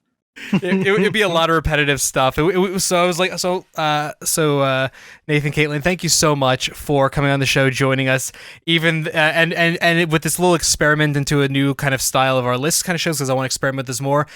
5 items. God, can you imagine if Justin was here? I would have actually had to cut the show early. This would have been going too long. So thank you for bearing with for 2 hours, because this has been phenomenal getting to hear different games. And again, for anyone listening who, I don't know, might get, sorry, just somebody blame in chat just said 8 VR games from Justin. It would very likely, he's been on a VR fucking kick, so it would not surprise me. Mobile Suit Gundam 2, I'm just going to tell you, would probably be on that list. And Marvel Ultimate Alliance 3 is going to be on his list. And they better that came out this year. Yeah, well, Justin literally, we do a weekly gaming show, and Justin spent 5 weeks talking about it. God, that game came out this year. Exactly. I didn't play that game. I should play that game. There's been a lot of stuff that's come out this year that's, for one reason or another, and no disrespecting the game necessarily, forgettable, because just been a lot of stuff coming out at a lot of weird times. But, so it's been nice to get different vantage points, different experience. Again, if you're watching this, these are our opinions. Everything is subjective. You might not like our ideas. If you have your own ideas of your top 10 lists, tweet them at any one of us. ConCalPod would be the safe way to go. Let us know what your picks were. Before we get to the outro and let people get going, plug your stuff. Let's start with Caitlin. Okay, so if you want to find me, the person, which is a questionable decision, but you're an adult, you can find me on twitter.com at CGN8Rs. And if you want to see me talk about video games more, you can go to uppercutcrit.com or uppercutcrit on Twitter and Instagram. And that is the gaming website that I founded and I'm the editor-in-chief of. We are about to have our end of the year stuff go up next week. That is starting. We have a bunch of cool freelance writers coming on to help us cover games that we didn't play. There will also be staff stuff on there. It's looking to be pretty fucking dope. And yeah, that's the main thing. We have a podcast too, but I don't want to think about it right now. Because I'm real deep in these content trenches. But yeah, it's everything we do is good, IMO. So awesome. Again, thank you for coming on the show. It's been really, great to get in the chat with you and get to hear your thoughts. Thanks for having me. Absolutely. Nathan, this is the 3rd time this year, but talk about your stuff. You can follow me at Two-Headed Giant on Twitter. That's pretty much, and Twitch as well. Tomorrow I'm going to be playing some Pokemon, and then I'm doing a Game Awards watch along. But I've been streaming less and less, but because I've been working on my podcast, which is the New Entertainment System podcast, where we take a robot that I made and make it give us weird prompts for weird games. We got an episode coming up where Caitlin's on it. We talk about B-movie. Yeah. We do. It's my 2nd episode, baby. Yep. Second episode? I was the host on that. Ooh. Yep. Cam was out sick for a week of recording, and I had a couple episodes to do, so I enlisted some buddies to help, and Caitlin's was definitely the most chaotic of those ones. Yeah, it was. It was very good. I still have to edit that. It'll be out soonish, but yeah, no, we have a guest on every week from the games industry or games podcast industry, and today we just got word that we're able to do a panel at Planet Comic-Con in Kansas City. No. Fuck yeah. We're gonna have some cool games industry and games journalism industry guests on that I can share once we know 100% that they're going to be on it. But it's wild. A year ago I had never done any podcasts, and here I am on my 3rd ConCal and about to do a panel that's a live version of my podcast. So it's what we like to call a glow up. It's been a glow. It's been fucking wild, and thanks to everybody for helping that be possible, including the folks on this podcast. Nothing makes me more feral than being on Nathan's show. So true. It truly is. Both times that we've recorded together, he has sent me screenshots after of like the things that he has saved from it that are just truly wild because I just absolutely lose my mind on that show. I'm gonna have to take a look at this because you seem so nice and polite and reserved. And oh, buddy. You just followed me on Twitter. You're gonna see. I am a nightmare person. The episode with Caitlin on it was called Shrek: Donkey May Cry. Where we talked about a Shrek MMO featuring Dante from the Devil May Cry series, and the one that's upcoming is like a B-movie farming game that comes free in cereal boxes, and we get really weirdly meta and talk about like different sorts of like different cereal mascots and how they're fucking weird. It's a good show. Yeah, literally, I almost made my cover photo on Twitter a DM that Nathan sent me after that first episode. Wildest shit I've ever done. MP3. I was gonna say the way I usually rank when I like listen to comedy focused podcasts is did it almost kill me in a car accident? And I could say I listened. I'm a little behind up, but I listen to every New Entertainment System podcast because I say this and I stand by it. And I'll say it on my own podcast. It is my favorite podcast. And Kaylin, your episode is one of two episodes that nearly killed me because I got to the point that I was like such a surreal laughing fit at one point. Yeah, that I was just like I had to like pull a over. Werewolf transformation whenever Nathan and I are like doing that. So I'm very excited to hear your co-hosting gig on the show because I'm really excited to hear the next transformation happen. Yeah, Cam, I love you. I appreciate you. I am coming. Cam's not in the chat anymore. He might not hear this. He's not going to hear you sneak up behind him and snap his neck. I am the podcaster now. Oh, Jesus. Because Caitlin needs another podcast to do. Listen, don't drag me, all right? Anyway, we did a podcast today, didn't we, you guys? Yeah, this has been a podcast. So speaking of podcasts, next week is the last Constantly Calibrating podcast of, I guess, this decade. I was gonna say the year, but it's of the decade. We're gonna be on what is that date? That's gonna be the 17th. It's gonna be our annual end of the year award show spectacular. Myself, hopefully Justin as my co-host. We're gonna be joined by Kate Sanchez of But Why the Podcast. We just had her on my podcast on a recording this weekend. Dope. She's awesome. She was also on my podcast at one point. she's been on the show actually before as well, about a month ago, maybe a month and a half ago. Actually, it was our PAX West wrap up. She's the mother of Yodito, which is the proper name for Baby Yoda. And shout out to Yodito. And then we got Kevin Wallace, who's a long time friend of the show. He's the person who actually gets us guests in the show. He's actually going to join us for that. And assuming he doesn't regret it after tonight, Nathan's coming back next week. Oh shit, I am. I love that Nathan was like, "Oh, that's me." That me. Well, my quarterly, my final government mandated, jury appointed appearance on this podcast. Well, here's the thing. Your community service. Nathan was the first person I reached out to about these shows, and I reached out and was like, "Hey, would you like to be on either one of these shows? I have no set date for either one. It's just going to be one of these 2 days. Are you interested?" And he said yes. And I just sat there. I'm like, I love you, Nathan. I don't know if you want to really be on both of these. So I love planning shows and helping to plan shows, and I like agreeing to being on podcasts. And then eventually, when I get on a show, it's just like for the whole show. I don't know why. It's a werewolfian scenario where I just turn into a fucking idiot when the cameras turn on. But bring it, you wonderful human being. So that's next week. And now into the proper outro so we can wrap this shit up. Thank you, because I still have dinner. Thank you all for joining us this week. The Constantly Calibrating Podcast is live every Tuesday at 4:30 p.m. Pacific, 7:30 p.m. Eastern, right here on mixer.com/ConCalPod. Join us on Wednesday nights for the Catch-All Gaming Podcast, our gaming water cooler, where Justin and myself, and sometimes a guest, take you through what we've been playing and sometimes the news. That's Wednesdays, 4 p.m. Pacific, 7 p.m. Eastern. I'm in Arizona. I have to do other people's time zones. It breaks my brain sometimes. Yeah, that Western shit, man. No one thinks my time zone exists.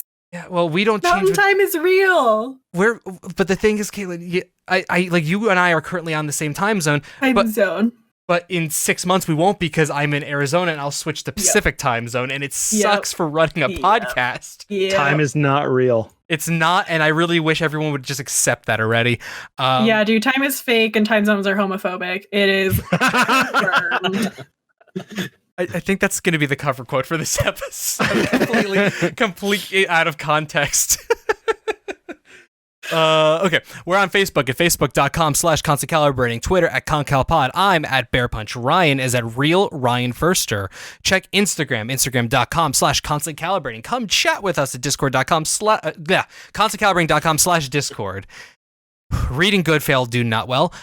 Please make sure to leave us a review wherever you're able to. Apple Podcasts helps the most. Seriously, even for a podcast going on almost 8 years, over 300 episodes, it still helps get us attention and fun and cool shit happens. So if you got reviews in you, do it. If you like the podcast, subscribe everywhere. Literally wherever. I actually just found out we're on Pandora Radio. I submitted for that 2 years ago. It took 2 fucking years, but it just got accepted.